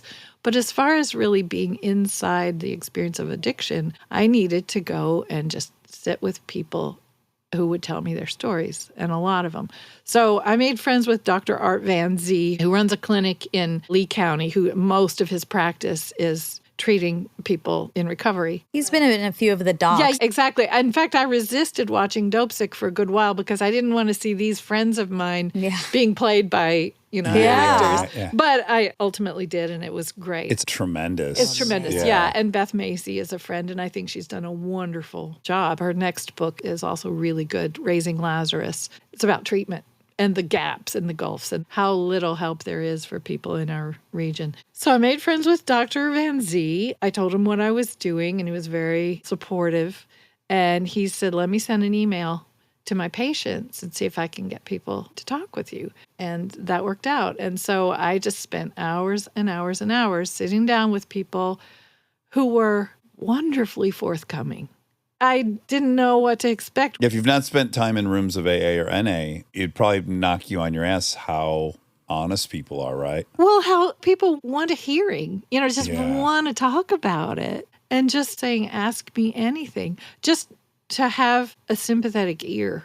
Very, very helpful. There wasn't any format. I just usually would sit down with the person and say, this is what I'm doing. I'm not going to write about you. I will not Use tell your anybody story, yeah. anything about you. I just want to know what your life has been like, the worst of it, the best of it, everything. How'd you get there? How'd you get out? And just let the tape roll. What stunned me, even though I thought I knew a good deal, what stunned me is how many stories began with a prescription Yeah. from the doc who said, set your clock, don't miss a pill. Because that's what Purdue told them. Right. The so-called studies that Purdue gave them that said, no, there's no way that this will be addictive. And so on doctor's orders, they took the pills on schedule. And when they got to the end of the bottle, they were addicted. Mm-hmm. And then 10 years of a life lost Yeah. because of that. When I interview people, I would stop and say, and then how did that feel? And how did your head feel? And how did your stomach feel? And just, if you don't mind saying, what were the worst symptoms? How does it feel when you're dope sick? And everybody has a different description, but ultimately you get the picture of how that feels physically. Just putting myself in their position. So a lot of talking and every symptom just about that someone described, I've thought, okay, I've had that. Usually from But food poisoning. Usually but from food poisoning. Or combined food poisoning, no sleep for 4 days, and, a broken limb or something. Like, put that all together. You did a It great just gave gave me man, so for much real. compassion to imagine having that disease and having people spit on you and saying, why did you do that? Yeah. Another way to look down. The last thing I want to point out that seems impossible you could have done it this well. And I want to talk about the context. And I'm curious how much thought went into this. What I really, really appreciated is I think there would have been a big temptation in our current society to handle the boy's burgeoning adolescence and sexuality in a way of what should be versus what actually is. And I think it was such an accurate portrayal of how fucking horny we are. We're so horny, and how preoccupied you are, and how every conversation with every guy you ever have, 80% of your brain power is in that zone for like 4 years. And I was delighted that you didn't try to do a fucking self-actualized version of it or what society should be. What would that have been? I don't even People know. would do it. I think people would be afraid to do what you did with the boy's sexuality. I think at this point in our history, I found that to be refreshingly brave. But that's where fiction can save you a little bit, because you're not saying, You're not what are they going to condoning- say? They're going to be like, well, that's a character. Did any of that cross your mind? No, it didn't. I just was going for authenticity. And once I got this character in my head, once he started talking to me, I don't want to say he took over, because I'm fully responsible for all of it. I know this. Should we take that Pulitzer away? Is it in the wrong Right, study? I didn't do that. Do you even know what I'm saying? Does that Of make any course. sense? Okay. Well, yeah, he was really horny. Yeah. Honestly, I'm going to tell you, those sensations are not alien to teenage girls either. Exactly. I don't think they're Girls- alien. No, I don't. No, I'm not teenage suggesting girls that. also can be preoccupied. Yeah. But I think boys suffer physical blue ball suffering that Yeah. they had. And giving him that older girl that did the phone sex and tortured him. There's some suffering involved. Yeah. I guess what I was conscious of always is that I have to keep the reader on board with Demon. I can't have him lose his audience. You really have to go there. So I thought that he could be as horny as he would really be, and kind of as crude just because that's the language. But in his way, he's kind of a gentleman. When the girls are all putting underwear and stuff in his locker, and he says, I don't want to come in at the end. I want to come in at the beginning of the car chase, not right before the car blows up. He wants the whole experience. Yeah. Yeah. Or even when the prostitute is trying to steal. At the truck stop? Yes. And it's just like politely saying no. It's like, it's sweet. No, It's- lady. I Yeah. don't think so. Yes. I don't want to be Jay. No, thank you. You just nailed it for me. It's actually in the language you embraced, which is I can see where a modern writer might think if I'm truthful about how they're talking, I'm going to lose the audience. But it seems to me that you had a confidence that we would recognize that, like, no, this is real. So you can bail, but it's kind of on you. This is the truth. He drops F-bombs every other sentence. I suppose if there was one thing I thought about dialing back was his language. Actually, I did a little bit. Well, he's just so angry. Yeah. And he's got every reason to be. But in the first draft, because I revise a lot, I rewrite everything 100 times. Every sentence is rewritten over and over again. So the first couple chapters I wrote, he was, believe it or not, even more pissed off than he is when you met him. And I realized I can't start there. I have to back up. Got to earn all that. Get you on his side, and then you can see why he's so pissed off. But I think that I'd written 100 pages, and I just thought, well, I'll just do a search and see how many times he says the F word. Yeah. It was 174. Okay. And I thought that might be a bit That's much. 2 a page. That's a bit much. Let's see if I can set the goal to get it below 100. Stephen, my husband, he's always my first reader, and he really responded. He's a good reader, and he's an honest reader, and if something isn't working for him, he'll say so. He does read fiction, but it's not his favorite thing to Same, read, so that makes him a good reader, because if I have him, I know I've got a reader. But this, I think that I gave him about 19 pages, and we sat on the front porch, and he read it, and he said, I love this guy. Yeah. And so that made me happy. Yeah. Also, does anything feel better than impressing your mate? I think we're past that point. Really? Well, we impress each other. What can I say? Yes. I mean, we both have, It's so we both have lovely. skills. I think you can easily just be two human beings bumping into each other in the hallway. I don't know. I just think we both get up and impress each other every day. Yeah, That's a good life. Yeah, we should celebrate that. That's pretty great. Why I brought him up is the second thing he said is, this is not going to get the AP literature course adoptions. The language is probably going to keep it out of high schools, but I can't worry about that. No. Yeah, honestly, I write with nobody looking over my shoulder. You'd already come to that years ago. Years ago. Yeah. That's why you're successful. Yeah. Yeah. Well, is it? I don't Yeah. know. You could also say that is a recipe for failure. If you go to any writing conference, which I don't, but I did for a while, and I realized I don't belong here because it's all about marketing. What do people want? Yeah. What's working in the marketplace? You're very similar to Sedaris in that way. He just doesn't, he's like, I write for me and I don't care if people are mad or what they say. It's what we were talking about an hour ago. 6 hours ago. Yeah, 6 hours of it. The only thing I have is what I can say from this exact position in the universe that I inhabit. And so if I'm thinking about what people want from me, that's going to get pulled. It's like a point. I'm sitting on a point and I can't risk getting pulled off of it. Right. So I really do write with nobody looking over my shoulder. I don't think that means that I'm completely oblivious to audience. I mean, I try to make things clear. I've tried to read some books. I won't name names, but there are great novels I've tried to read, and I just thought, I don't even know what he's talking about. And poetry. Yeah. I'm not that writer. I'm committed to accessibility. I want to be understood. I don't want readers to have to work so hard. I would imagine once you've got stuff and you're going through your rewrite process, you are rightly going, what price do I pay for this and what thing do I value the most in this moment? Right. If I'm going to devalue the thing I'm trying hardest to do because I want to do this little thing that I want to do, I'm not going to prioritize the little thing I want to do. No. But not in any way that would be untrue to yourself. You would just recognize the balances. Well, it's really more about, Stephen, as a reader, calls it bringing up the lights. He'll say, I think you need to bring up the lights on this scene. I don't know exactly what's going on. Because it's all so abundantly clear to me.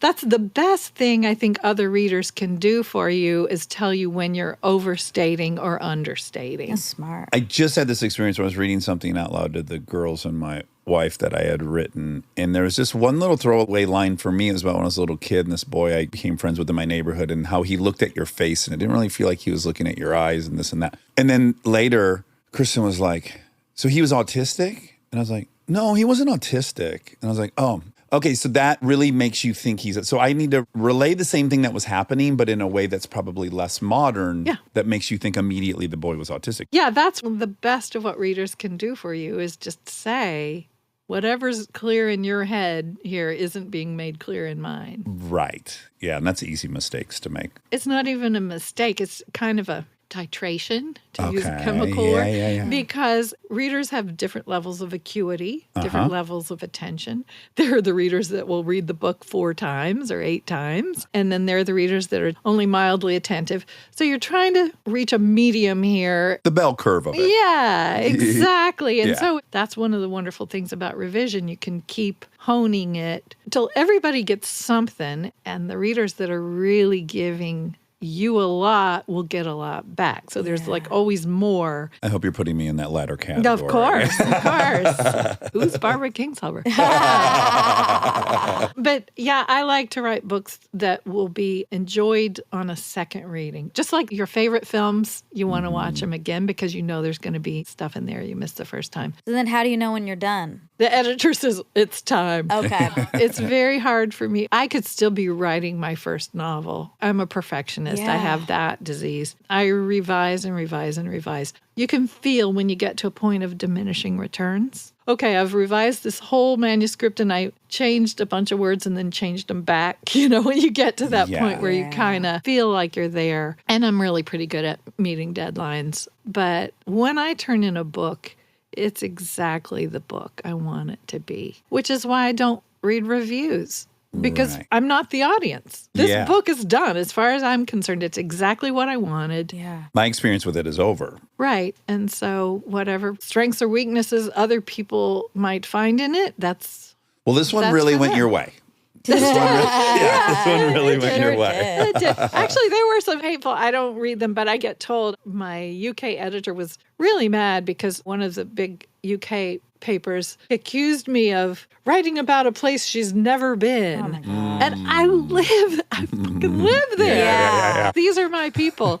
So it just makes you realize that it's noise. Well, Barbara, this was a blast. I feel very, very, very lucky to have gotten to talk to you about my favorite book. This has been so fun. Thank you Really for an your honor. support Yeah. of the book, and thanks for talking to all your friends about it. Of course. I hope you'll trick me again. I mean, that was the best trick. When Monica broke it to me that it was in fact a woman and she was not like, she's a really big teenage author. boy. And Well, did you listen to the book? I listened to the book. I see. So you I'm didn't see that. dyslexic. So I read so slow. Most of the books, 99% of them I listen to. That's fantastic. And so, yeah, I'm never holding the book. Until you don't see the author photo. There is my face right there on the back. I don't see the Your I name really- on the front. Your name's there, but it's Well, like I'm in the chapters right away. Yeah, and you were listening to Charlie Thurston, Yes. not me. I usually read my audiobooks. My publisher lets me do that. I like to do it. I like going into the studio, and it's my one acting gig every, Yeah, well, 3 it's or the 4 Meryl years. Streep thing, yeah. Yeah, exactly. Her or me, one or the other. But it's kind of a catharsis for me because I've had these characters talking to me in my head for years. Yeah. And to get in the studio and replicate them and get their accents and everything as perfect as I can, I feel like it's a value added product that I'm giving Yeah. my readers. But in this case, the one thing I cannot be is a boy. And so I auditioned several readers and I picked him and I was really happy he was available to do it. But that's another reason you could easily have thought that it was a male It writer. didn't help. Yeah. It didn't help. But interestingly, I did not think the voice actor was the author. Yeah. I didn't Well, go sure. that far. You did- you know better. I So mean, it's like, you're it's in too the good. industry. Yeah, it's Yeah. too good. Yeah. This is a professional. Yeah. Oh, well, thank you so much for coming in person. This was such a blast, and I really can't wait to read the next thing you write. Okay. Get going. I'll be on my way. Thanks a lot for having me. This was fun. I like your space here. Thank you so much. We do too. It's Keep it cozy. yeah. Yeah, no, it's comfy. Heavy on the knickknacks. Heavy on the Yeah. knickknacks. Well, if I had my own Wheaties box, I would display it. I mean, try to hide it a little bit. You should have your own Wheaties box. We should get on I'm top gonna of talk that. to the folks at General Mills. Yeah, right? Pulitzer, Yeah, exactly. All right. Well, be Okay. well, and I can't wait to see you again. Next up is the fact check. I don't even care about facts. I just want to get into your pants. Did you wash your hair today? No, does it look clean? It looks like it's mildly damp, like you just. Yeah, that's the opposite, that it's like oily. Well, I don't know about oily. It just looks very straight, like it's still Yeah. a little wet. I'm using new hair products. Oh, what kind? They're so good. This is a shout out. This is a little bit of an Easter egg because, look, we're in November. Okay. And Oh. you know what's approaching. I've been waiting to see if you're even going to address it because you don't like doing it, even though it's so wildly successful. I love doing it after I've done it. There you go. As with all I hate writing to write. projects. I love right. to have written. That's right, because this is dual. My gift guide. We're talking about my gift guide, obviously. 3rd annual gift guide. Yeah, congratulations. And it's tricky because it's 2 things at once. It's me recommending products. Right. And then also me writing about them in a way Clever. that feels fun to me. Yes. But thus far, you've done 2 very bang-em-up jobs. Thank you. Like I actually, as you know, I use the gift. I buy everything that's on the gift guide. I So I know. wait patiently or impatiently for them. I know. But then also as a performance piece, it's a 10. Thank you. Yeah, the writing's off the charts. Thanks. I do enjoy it, but I care about both missions. Mm-hmm. And so it's a little bit of a burden because I care. That's right. You want to make sure I want to deliver. yeah, Anyway, maintain the high bar you've set for yourself. this is probably an Easter egg. I'm not sure yet. Okay. But I'm considering putting this on the gift guide. Oh, wow. So then do you want to withhold the product name? What do you want to do here? No, I'm going to say it. Oh, okay. Yeah. Rose hairline is incredible. It's spelled R-O-Z. R-O-Z, no E. No, because So Roz. but it Rose. Okay, but Roz. No, Okay. because Mara Rozak is a hairstylist out here. My friend's wife. No way. Yeah, Taylor, that is in Local Natives that played our live show. Is Is that married to her? Mara? Yeah. Oh, wow. I'm learning so much. Yeah, so excited Wow, now, how right? Fun. Well, I've met her once, and she's the sweetest, Oh, she's nicest. Sweet. Okay. And she's very prolific. Okay. Get And she her has a lot hair. of fancy clients? Is that right? Yes. It's Okay. Kate, Mara's best friend. Yes. Mm. Yes. Oh, yeah. Ding, ding, ding. Kate Mara's best friend, who we did talk about here because we thought that was impossible, that her best friend's name was Mara. Right. Turns out Mara's in my orbit. Mara is very good friends with Sally Christensen from Argent, the suit company that I love and endorse. Tiny little web you find yourself My in. God, it's such a sim. It There's is. 7 characters. Right. So I met Mara via Sally. She was wonderful, but I had already at that time started using her new hairline. Prior to meeting her. Yeah, and so obviously I was a big fangirl Uh-huh. because it's so good. There's a couple products. There's a hair oil I really do like how much you like, products. well, yeah, products, but by extension, people. Like, I know you're over celebrity sightings, but you also Yeah. still get so amped up about certain people, which is still endearing and adorable, which I like. I do. Oh, yeah, this hair, she makes this hair product. Like, she's married to, like, the excitement. Exciting. I know, but it's really kind of cute. Hair products, as you know, As you know should damn well. know, that work well with your hair are hard to come by in I this only world. use one thing, yeah. Exactly. When you find your thing, Here's the problem with Amazon. I used to know all my many. brands, like in junior high, Aquanet, Extra Firm Hold, Extra Super. So it had like 3 expletives okay. about how firm the hold was. Yeah. And it was. Yeah. I had a 7-8 inch spike and it didn't Wow. go anywhere all day. Okay. But I knew all my products. I like the Paul Mitchell gel. I like this Aquanet. And it came in like a 70 ounce aerosol too. Ozone be gone. Yeah. Because of Amazon, I go to past orders. I'm like, and I type in hair, and then it brings up the one I like that I've ordered before. that's great. So I don't ever remember. I think it might be a Paul Mitchell product I'm using. This kind of a creme I use in my hair. Yeah, your hair looks lovely. But I don't I wonder know if what we it could is. get Mara in. To just spruce it Just up a little do bit. a little something. Dance it up. Yeah.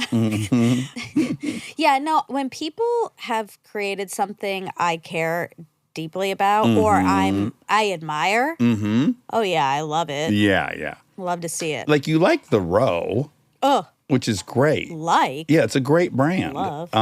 But then you didn't have any interest in her as a celebrity before that, but now you've elevated her to almost deity. Them, Mary Kate and Ashley, MK. Yeah. I guess I go straight to Ashley, I of know. course. Yeah. Understandably. Egocentric. No, it makes sense. They were my first. I had a Michelle doll.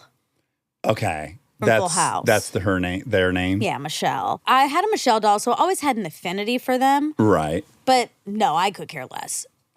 Right. Until the row. Yes, it's interesting. I like Oh no, it. you're taking off your David Beckham sweater? It's too hot in here, and I know if I turn on the air, you'll be very cold. can. Let's go down a layer. We'll start here. That'll be step 1. And then if I continue to svits, I'll have to, Wow, we have so many things left up in the air. Okay, tying up some loose yes, ends. let's weave them all together now. One is Mara's hair care is incredible. Rose. R-O-Z. Yep. And Which spells Roz, but we'll, can you just yeah.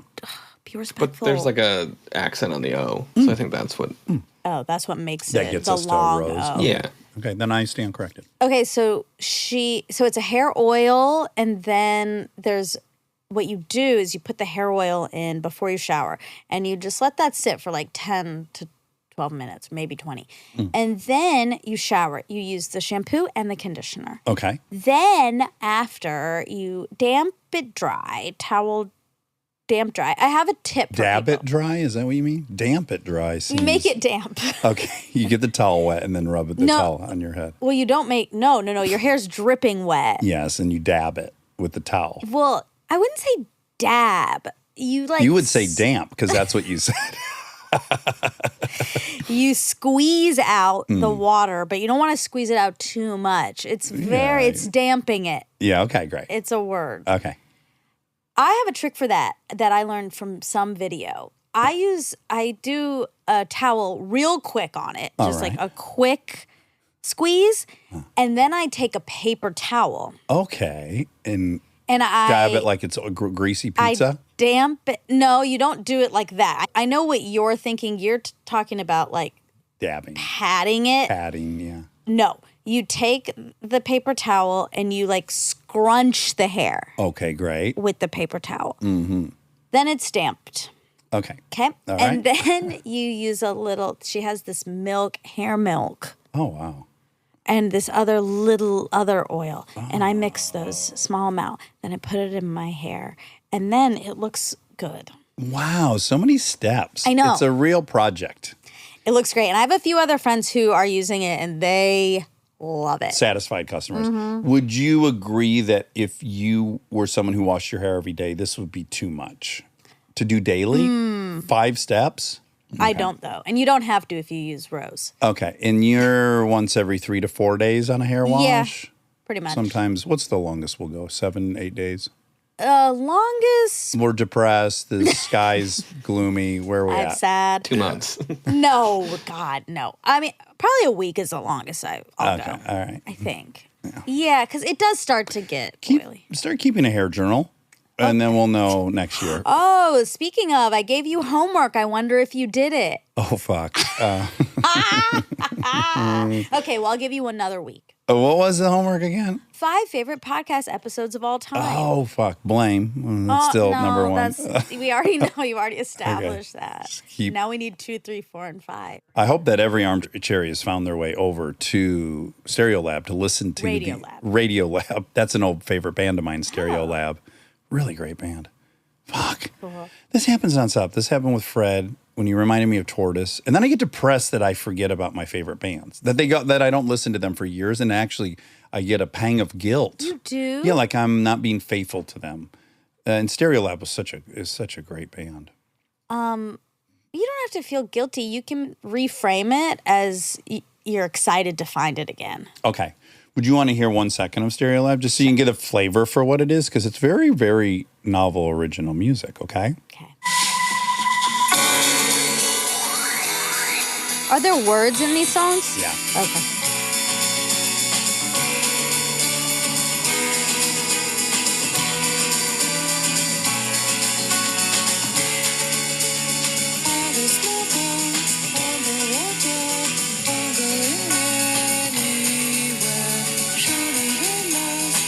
It sounds French. Yeah. I like it. Very French. They're incredible. How I like original is that sound? Yeah, I like that. Did you ever have a Stereo Lab phase, Wob?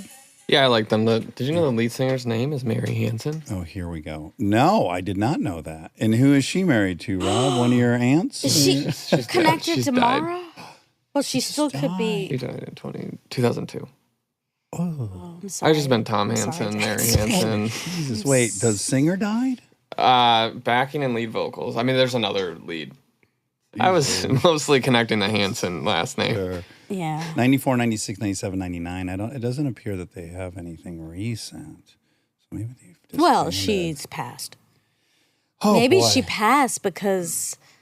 I stopped listening. It looks like they became active in 2019 again. Oh, wonderful. They took a 10-year break. It sounds like you do have some stuff to feel guilty about. I actually. always do. Yeah, it doesn't take me long to remember. No, you can reframe it.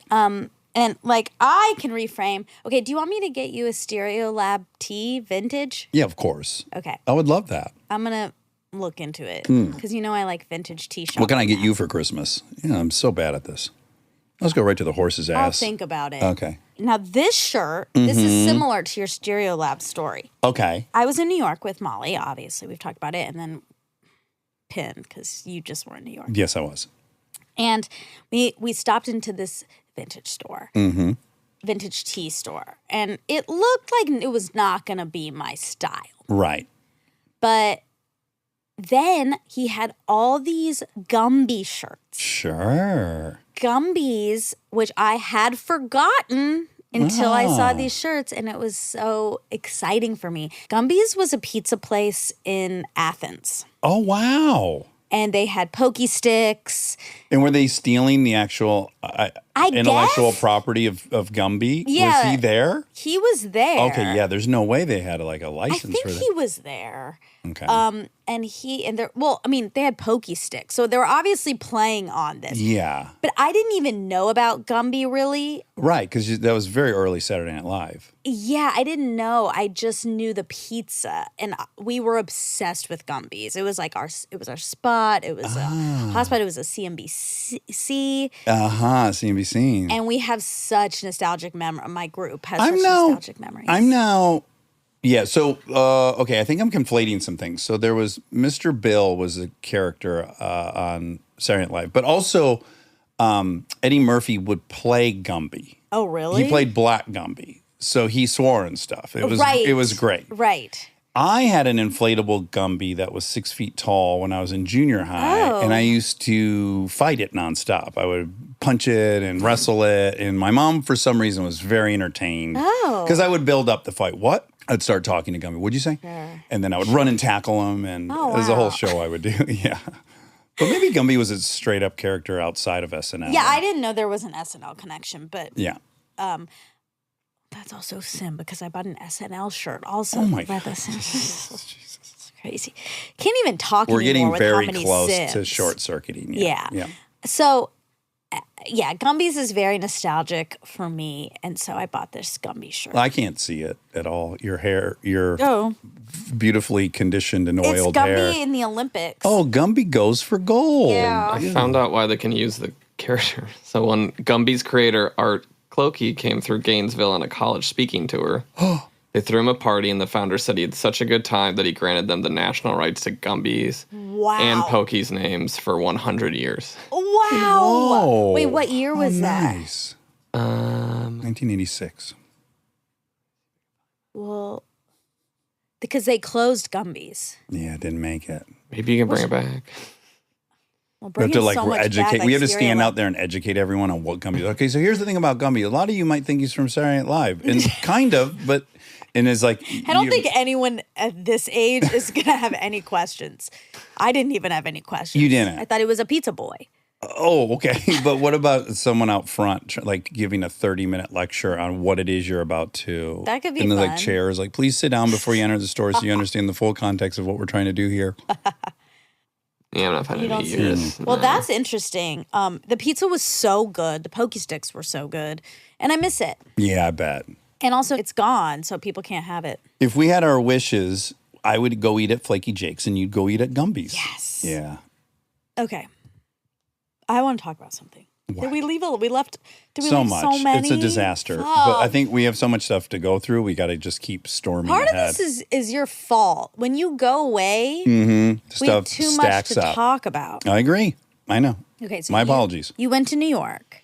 Went to New York, very early flight, 7 a.m. on Thursday. And if I can do a little light complaining, I don't mind when things are delayed when it's the afternoon. But if you wake up, I woke up at 4 a.m. to journal Yes. and meditate to get in the Oh, car my at God. 5 a.m. to get to LAX at 6 a.m. to be on the.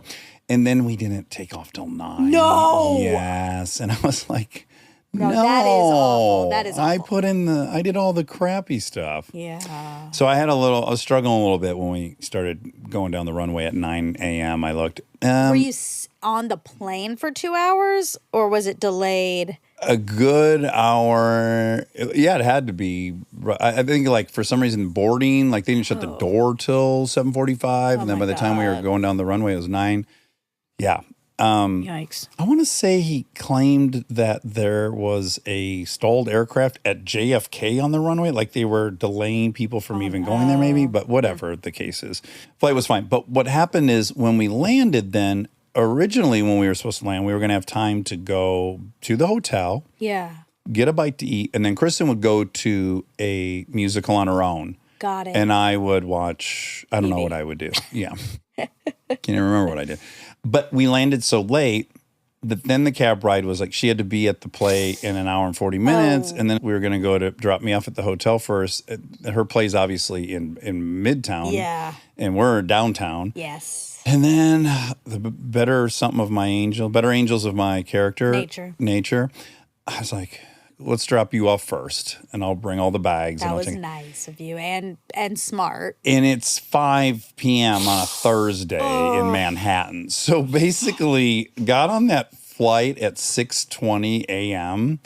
and the long flight, then the cab ride was like 2.5 hours. From the time we got in at JFK to the time I got out at the hotel. I was like, I've been for 12 hours sitting kind of confined and not able to move around and do my own thing. I hate that cab ride from JFK. Imagine going to the airport. Midtown first. I'm giving you credit that adding anything, it sounds unbearable because I hardly can stand that. Yeah, it's not great. And then when she got out, and then I decided to Google Maps it myself, and then I saw it was going to be like 57 minutes to get done. I was like, oh my God. And I couldn't get out and take the subway at that point. I had all the bags and shit. Yeah. Anyways, got into the hotel, lovely hotel. What'd I do Thursday night? I immediately text Vincent D'Onofrio because he lived down in that same area where we were staying. First, I said, are you at home? Because I was going to meet him at Emily, Brooklyn, maybe, because he lives in Brooklyn. Mm-hmm. He said, no, I'm in Michigan. So I was in his birthplace, and he was in my birthplace. How lovely. But then he told me to go to Bubby's. Have you been to Bubby's? Yes, many times. Oh, you have? You know all about Bubby's? Yeah, Bubby's is great. Bubby's. So he said to go to Bubby's. I went to Bubby's, and I loved it. And people watching in New York, and I love it so much. And I sat by myself and just stared at people and watched I just love it. Looking out the window. Was it crisp? What was the weather like? Yeah, it was perfect. It was like high 50s. Nice. Yeah, perfect. I had my piece. I was wearing my piece the whole time. Yeah. To both pieces? Just the hoodie, zipper hoodie. And I brought some sweaters to look like Beckham. Great. I know. Easter egg. We interviewed Jedediah Jenkins. Yes, upcoming. Great episode. He recommended couples therapy. Oh, right. I know I need to start it. Well, by luck, it was on the airplane ride to JFK. So Chris and I started it. And then when she got back from her play, we then watched a couple episodes. It's so good. Ooh, I'm so excited. Oh, my God. I love it. It's a great recommendation. Then Friday, we went to Bubby's in the morning. We worked out. We went to Bubby's. We were trying to keep it light because we had a 5 p.m. reservation at Manhattan, Emily. Okay. And so we just kept it real light at Bubby's that time.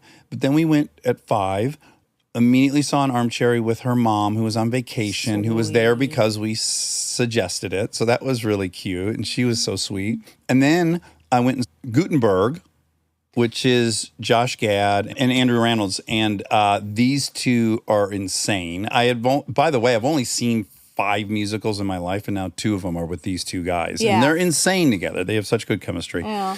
And then Kristen gets on stage at the end. They do special guests in that show. That's right, at the very end. And, what an ovation she got. Oh, it was that's lovely. so sweet. Because I know, some part of her heart is broke that she didn't stay and do Broadway for a long time, or that she's not returned to do Broadway. Yeah. I know that's a big thing for her. Yeah, she will. Yeah. But for her to get on stage and the level of excitement people had for her being so there fun. made me feel so good for her. Like, Yay. oh, you deserve this, girl. You weren't there, but you are loved there. Yeah. Oh, yeah. She's a huge part of that community. Get home that night from the play, and I ordered Emily Burger. Wow. I'd have just been there at 5 p.m. Wow. Ordered now gluten-free pizza and a whole round, pigged out, slept late. First night I was there, I slept 11 and a half hours. Wow. Which was really, really helpful. Good. Because of the very early morning, blah, blah, Yeah. blah. And then she went to another play. I started watching F1. We went to Emily, Brooklyn on Saturday. That was wonderful. We Yeah. pigged out again, then walked around Manhattan for a couple hours. We walked like 6 miles. And then on the way back, I was like, I could go for Bubby's again. Went back into Bubby's. So now you see the pattern. Anyways, ate at Bubby's 4 times in 3 days. Ate at Emily Burger 3 times in 3 days. It's great. And that's pretty much the trip. It's wonderful. Yeah, it was fun. Sounds great. Yeah. I thought about this because you posted that. I was like, wow, that's so fun. You have your staples, you're going. It's very me. It is. It is. And If I find something I like, I just want what I like over and over I know, again until I don't it's like it interesting. anymore. Yeah.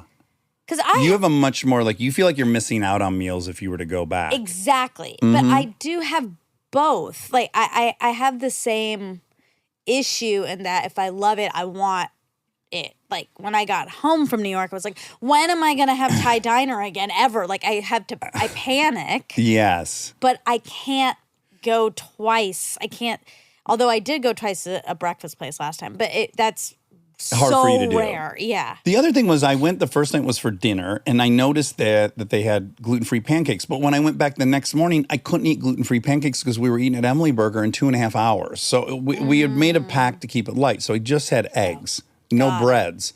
So now I still need the gluten-free pancakes. So I still got to go back. So Sure. I'm getting something different every time that I've seen on the menu that I also want to try. Yeah. So it is somewhat, I'm getting new stuff, but I understand. It's hard. It was great, though.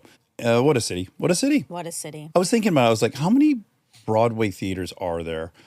Kristen guessed 15, she thought around. I'm like, what's the average cast size? Like 10, 15? Oh, so if you more think about than it. that. If they're musicals, they're big casts. Yeah, and then like this one that we just saw, Gutenberg, this is 2 people. So there's like a But is handful she of. counting like off Broadway? Because that. No. Oh, okay. So just Broadway, I was thinking, you know, for as enormous of an industry it is and how much space it occupies in our culture, you're really looking at maybe 300 people are employed at any given time doing that job, which is it's very small. Right. And I saw many people on the subway, because that was another thing. We rode the subway everywhere, which was really, really fun. Best people watching imaginable. Last thought on New York. I'm reminded that when you're in New York, you just have to live out loud. You're seated so close to everybody when you eat. You're literally touching shoulders every time you eat a meal. So you're hearing everything they say. They're hearing everything we say. And so goes the subway and everywhere else. And you just, what are you going to not live your life? You got to just talk. So I was overhearing the most thrilling conversations. Yeah. Intimate stuff. And that's just, it's a voyeurist paradise. I guess that's what It's my so summation. fun. Anyways, back to what I saw on the subway, I saw a few different groups of people that were actors talking about the stage. And I thought, man, there's only 300 jobs. There's all these people in all these schools. Yeah. It's tough. It's hard. Yeah. So hard. Yeah. Well, fun. What was your weekend like? One thing I wanted to bring up, which was interesting, it came up twice in the weekend. On Thursday morning, I was interviewed for something, which was very cool. A Very podcast or flattering. an article? An article. Okay. It was very flattering to be asked, and it was very thoughtful, and you know, who knows how it will turn out. But it was funny because I've declared it here, and this is how true it is. I don't look at stuff. I don't read comments. I don't look into what people are saying about me. Mm-hmm.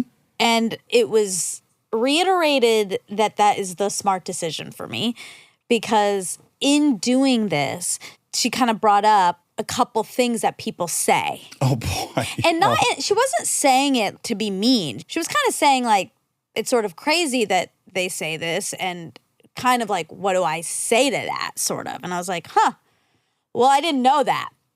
Right. And Oh, geez. That's got to set you in a bad space for a minute during the interview. It was interesting. What did she say they said? Yes. So I guess a thing that people say is, well, a lot of like, why aren't you talking more? Or what does she add? Oh. Type of thing.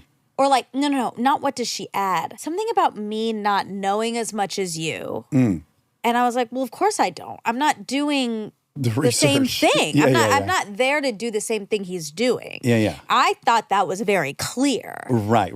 But maybe it's not to some people. Who care? I mean, I Sure. really, really don't care. But it did make me think, oh, there's stuff being said that I just don't know about, and happily. And I'm just so happy to continue to not know. Yes. As someone who reads all the comments, I will say she's shining a light on something that's less than 0.1%.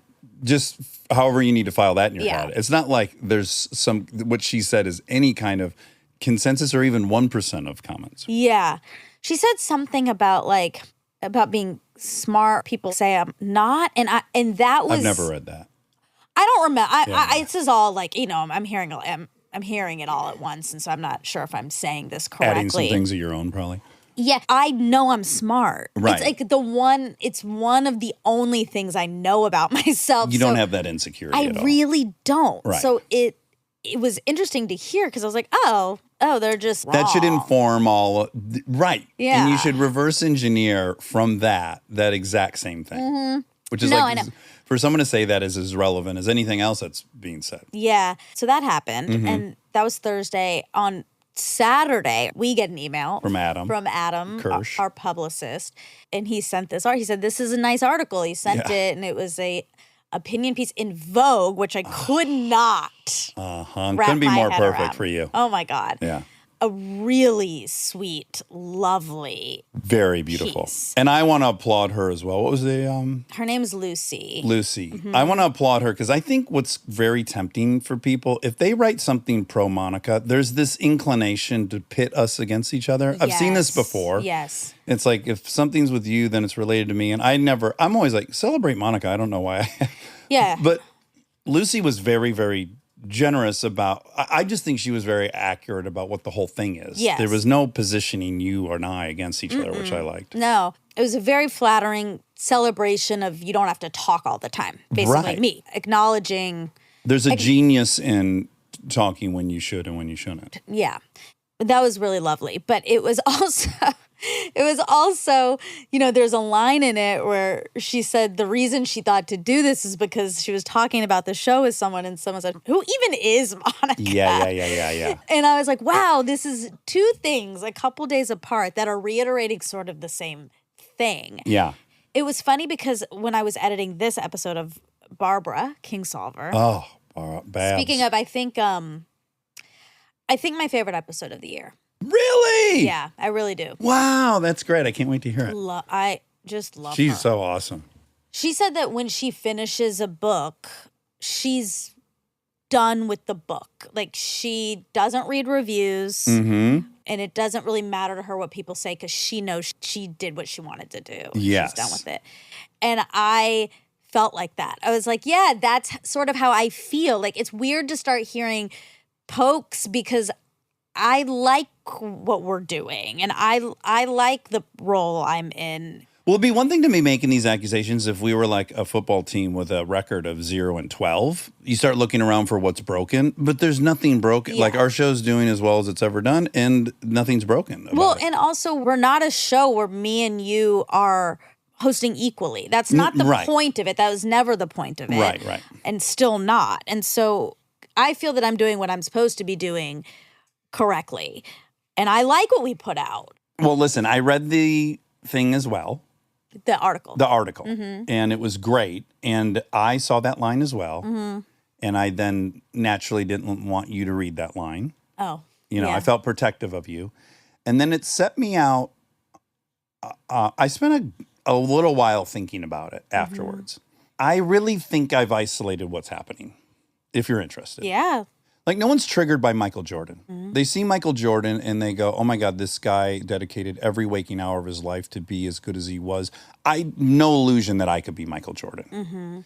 I think when things get tricky is when people see someone like Paris Hilton and they're like, well, wait, I can do that. Like, she doesn't do anything, so I could do that. And they're resentful at her because, well, fuck, if she's got millions of dollars, I should too, because I can do nothing as well. So I think what's tricky for people is whether they were fans of mine or not, they've at least known I've been around for 20 years on TV doing stuff. So if I have a podcast, they don't go, well, I should too. They go, oh, he was The celebrity. He's been doing this for 20 years, and I've been aware of it.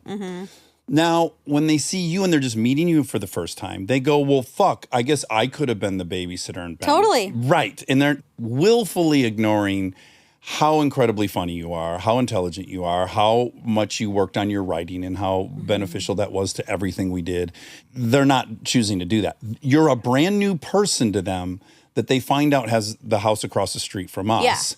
And I think that's what it is. They're like, well, wait, why does she have all? You know, you're more relatable, which in turn makes them mad at you, which is so interesting. Right, which is also why the show works too. Exactly. I know that. I thought the same. I when I thought about it, I thought the same thing. I was like, oh, it's because they think they could be me, and so why did it get to be me? Exactly. I guess, and I don't know where this confidence comes from because my confidence is so fleeting and it's in and out in so many ways. I just know they're wrong. Like, I know Your value to the show. I really do. And I know that this show would not be this show. No. It would be a different show. I don't know what it would be, but it would not be this show that's I'd probably be working throwing so bologna well. slices at women's asses. I don't know what you'd be doing, but it would be not this. It would not have this fingerprint. It would not. We have a bunch of shows on this network, and none of them are this show. They're all great, and none of them are this. And Yeah. that is that. There's a symmetry between you and I Yes. that is greater than the sum of our parts. Yes. And so, sorry if you're one of those people, and I don't think most people listening to the Fact Check are in line with the Who is Monica, but if you are, Now, look, they would hate something else about you. I'll just be Who? clear. Let's say that you had been on 3 TV shows, and then we had this thing, and then it was a big success. They wouldn't have that issue, but it Yes. would move to another of issue. course, Yeah. of course, yes. Yeah. But, you know, I just know that's wrong. And not in a, I know it's wrong. I really have to convince myself. I know in my bones it is. Yeah. I also know what I do for the show that no one knows that I do. Right. So that helps too. So anyway, I just thought it was interesting and But a beautiful article. I hope everyone reads it. really, really sweet Yeah. article. And yeah, so that was part of my weekend. What else? We don't need to get too into it. We talked about it a little bit on Synced. I went on 2 dates 2. with 2 different people. Where'd you go? To dinners? No, drinks both times. Drinks both times. And they were both great. Great. Do you have a favorite? No, Okay. I'm just in an information gathering period. Sure. I'm not trying to overthink anything, which was Congrats. fun. Thanks. You're going to have to reverse engineer your 2023 resolutions list. Do you ever do something? You have a to-do list and then you do an added thing, so you write it on your list afterwards. Do you ever do that? No, I but do that. should. It's so it's it's so petty. so that you can cross. But like it off. I was like I had to do all this stuff, but then I stopped and used the leaf blower. I'll add. I get that. Yeah. I get the impulse. Yeah. So similarly, you can now go back and go on X amount of dates. Go on 2 dates. in 2023. Yes. You can put that on there do now, that. posthumously. Okay, so we have some facts. Okay, from Barbara. So Meryl Streep, it was crazy. Nuts. Is that the first time we both had it at the same time? I never have it. Right. You're always looking for it. But this was so undeniable, it just Yeah. popped off the page, if you will. It really did, in keeping with her work. Okay. She mentioned the Golden Notebook, which was one of her favorite authors early on. You asked like what some influences were. That was one of my sadnesses, is we had no overlap of our favorite books. That's okay. I always want that. To have the same favorite books as someone I admire. Or it's that maybe you'll like some of these other books. I'm also excited to explore the ones she likes. Yes. Yes. So Doris Lessing was an author she mentioned. She was talking about very progressive things for the time. You asked the time. The Golden Notebook was written in 1962. Okay. She said 50s, 60s, and that's accurate. 13 years before I was here. Fast math. She said her dad read her Robert Burns poem about a louse, and she started Reciting it? Yeah. And so You found it? I found it. Are you going to read it? Is it a long one or a short one? Okay, so there's 2 a louse on seeing one on a lady's bonnet at church. Oh. Okay? Okay. It's 1786 Scots language poem Oh, boy. by Robert Burns in his favorite meter, Standard Happy. Okay. Oh, wait. This is just the final verse. Give us the final verse. Okay. Oh, wad some power the gifty gie us to see ours. Oh, my God. This got her horny for literature? This seems impossible. This would be a rap on literature Well, for she me. did say some crazy stuff, and I was like, what is she talking about? But this now makes sense. To see ourselves as ithers see us, it wad fray moni a blunder free. It's not even English. And foolish notion, what airs in dress and gait wadlias, and even devotion. Okay, that's Wow. the original. Now, standard English translation. Okay, this is translated now. Oh, would some power the gift give us to see ourselves as others see us. It would from many a blunder free us, and foolish notion. What airs in dress and gait would leave us, and even devotion. I love that, actually. I barely understand it. I just barely It's can kind of hang on. exactly what we've been talking about this whole time for 6 years. It's self-awareness, knowing how other people see you, right? If only we could see Oh. ourselves the way others do. I can because I have a mirror. They didn't have a mirror since No, they 1480. didn't. They didn't. Yes, this is like basically an ode to a mirror.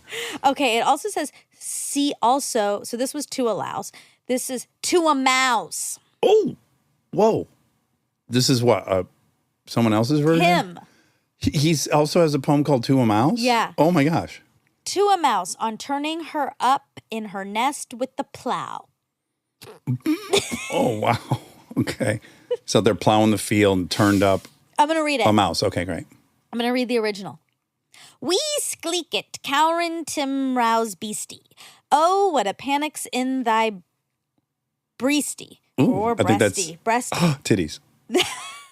This is about me. Oh, sorry. Well, no, I'm saying Oh, it, ding, it ding, might ding. be about me. Oh, okay. It's to a mouse, and then okay. Thou need not start see hasty, we bickering brattle. I wad be laith to rin and chase thee, we murdering paddle. I'm truly sorry, man's dominion. Wait, now you've switched No, to it's now it's still- going into translated. It's not. Okay. I'm truly sorry man's dominion has broken nature's social union and justifies that ill opinion which makes thee startle at me, thy poor earthborn companion and fellow mortal. I doubt na whiles, but thou may thieve. What then, poor beastie, thou man live? A daemon icker in a thrave, And you could make anything up at this point. sma request. I'll get a blessing with the lave and never missed. Oh, it's really long. I'm not going to keep reading. Okay. That's with the translation. I'll read a little with the translation. Yeah, I want to hear if the mouse had big breasts. Sounded like what he was beating around the bush about. Little sleek, cowering, timorous beast. Oh, what a panic is in your breast. Oh, You need they're quivering. you need not start away so hasty with bickering prattle. I would be loath to run and chase you with murdering paddle. Okay. It's still hard to understand. Life was so boring back then that when you were plowing and you saw a mouse, you went home and wrote a whole poem about it. That there was nothing to do but plow the field Oh, and my then interact with a God. mouse. Yeah, it's true. I can't tell if we got it better or worse, you know? I'm back and forth all I the time. agree. But I just think of living this time like sitting in a dirt field with no electricity inside the house and nowhere to clean up. And I just, oh my God, end it for me. Nothing to put We're on gas the in. opposite extreme. That's We are. for sure. Although I guess it could be worse. We could have real robot, like physical robots In here with running. us, Yeah. distracting us. I want to get two that are always trying to make us laugh, like really distracting robots. Oh, Like we look over and they're dry humping each other right now, God. doing like really immature stuff. that One would of mean them- we'd have to give them egos because they would want our approval. Yeah, that's fine with me. You yeah. think we're gonna be able to do that? Maybe. Well, you just program them to make us laugh. That's what they're. Oh, I see. That's what they're running is. That's true. They're trial and erroring, and then they're remembering every outcome. And by the end, we'll just be laughing hysterically the whole time. Wow, we're in here. that'd be fun. Absolutely. Okay. You can hear their bodies clinking. I'm like, what's going on? For the listener, the robots are air humping each other. And one's wearing a cowboy hat. The robots, they have an uphill battle because if they're trying to get both of us, they. Well, I mean, we have a lot of this. we do. Yeah. We do. I don't know about the squeaking noise is really going to get me so much. But what about dry humping? Like if one was miming a robot, I how mean, it's stupid like that would funny. look. Yeah. I think they're funny. Sophomoric. It's too a sophomoric. little sophomore. I don't think they can do what like you can do wordplay. Oh, they can do anything. You think they can do wordplay? Yeah, and hair play. Wow. That would be funny too, is if while we were interviewing people, both the guests and the two of us we had robots behind us playing with our hair the whole time.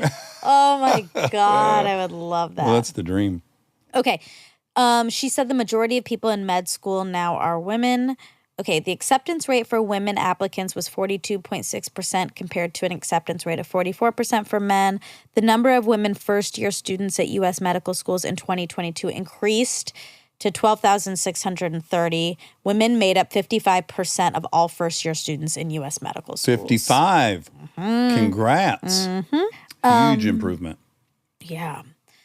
Okay, we talked about trauma and rate of addiction. So then I looked up ACE score relationship. I think it's only like 3 if you have above. Isn't it? Having an ACE score 4 Yeah. nearly doubles the risk of heart disease, lung cancer, and increases the likelihood of becoming an alcoholic by 700%. 700%. People with a score of 5 or higher There we are go. 7 to 10 times more likely to use illegal drugs and become addicted. Ding, ding, dinkles. No. That's a Sapolsky for you. Mm-hmm.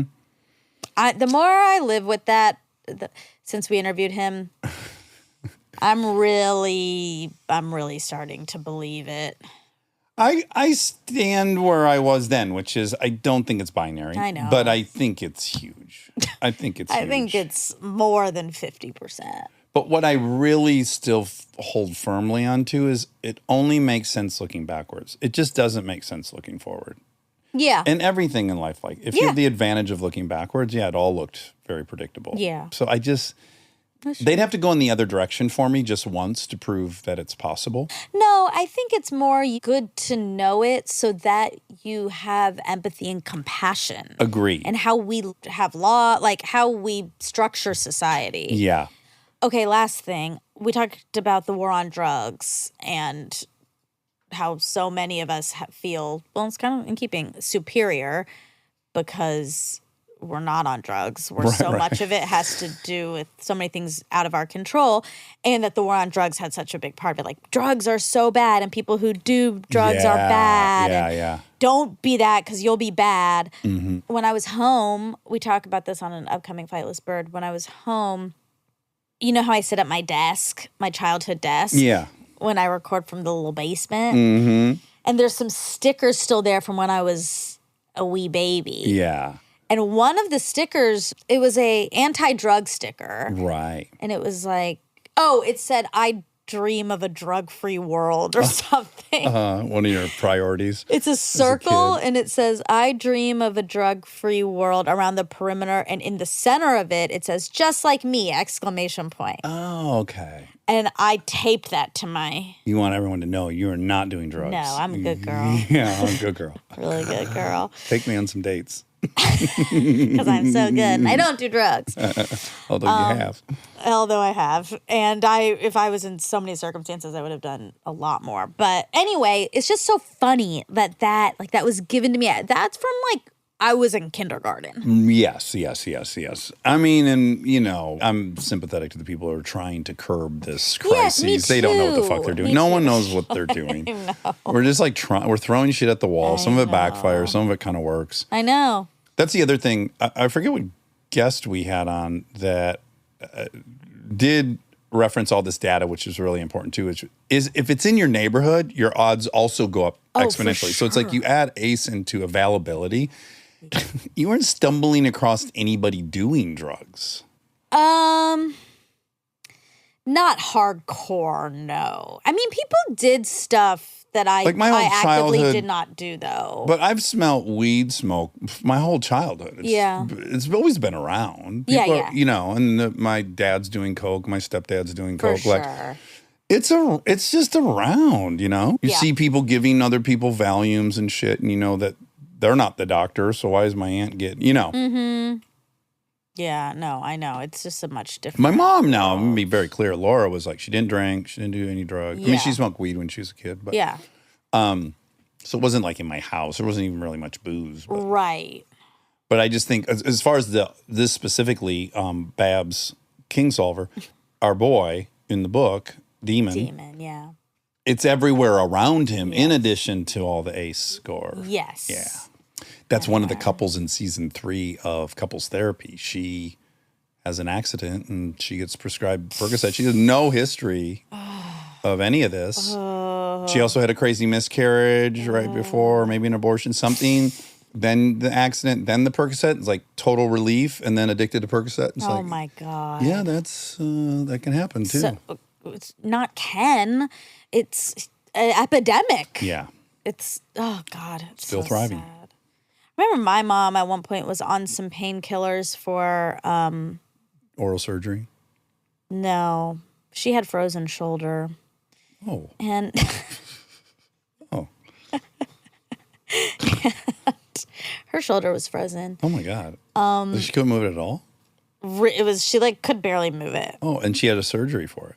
No, she didn't. She was just on painkillers for it because it to hurt. Get her through. Yeah, and my grandma had it too, so I am a little anxious. Sure. But so I move it a lot just to keep it moving. Good. Yeah. Keep it lubricated. And she was talking about being on them, and I was like, "You need to stop. You need to stop taking those." Even as a kid. Yeah, it wasn't that long ago, Oh, okay. and so she did. But it's a slippery slope for anyone. Yeah. Especially if you have a lot going on at the time. Like so much of this stuff is timing of everything. Yeah. Sad. Okay, I think that's it for Barbie. Last thing I want to say about Babs, she said it herself. She said, choose my occupation because you can do it into your 60s and still be relevant. Yes. And you only get better. I find that abnormally encouraging because that's Yeah. not typically in our business. It's the opposite. Comedians get less funny over time because they're less familiar with what's really driving the angst of the culture. Directors get very comfortable. Slowly throughout their career, they get to ask for shorter days and shorter days and and then everything just, you don't see many people in our business doing the greatest work of their life. But you get less later. hungry. I mean, you get You satisfied, get which is comfortable, good. less angsty. Yeah. Yeah. And then rightly so, you make your environment nicer. So you'll say, I'm not going to shoot nights anymore. Yeah. I got a family and blah, blah, Yeah. blah. Well, but something crazy happens when you're up all night sometimes. It's all very understandable. But I would say this is a rare exception. Even look at physicists. They have this terrible, if you chart their breakthroughs, it's like seems to happen all at like 20 to 24. And then it just starts going down. That's interesting, All yeah. these things. So this is hugely encouraging, especially for me personally, who still has fantasies of writing many books. Yeah. I guess I was just encouraged that I could still do the best writing of my life. Yeah, and that the older you get, the more experience you have on Earth, you get better as a writer. You're better off a little bit later. Yeah. It's cool. She's so impressive. I wonder if she'll like the writing in my gift guide. Absolutely. Everyone does. It's unanimous. All right, well, that's it. All right. Love Okay, you. love you.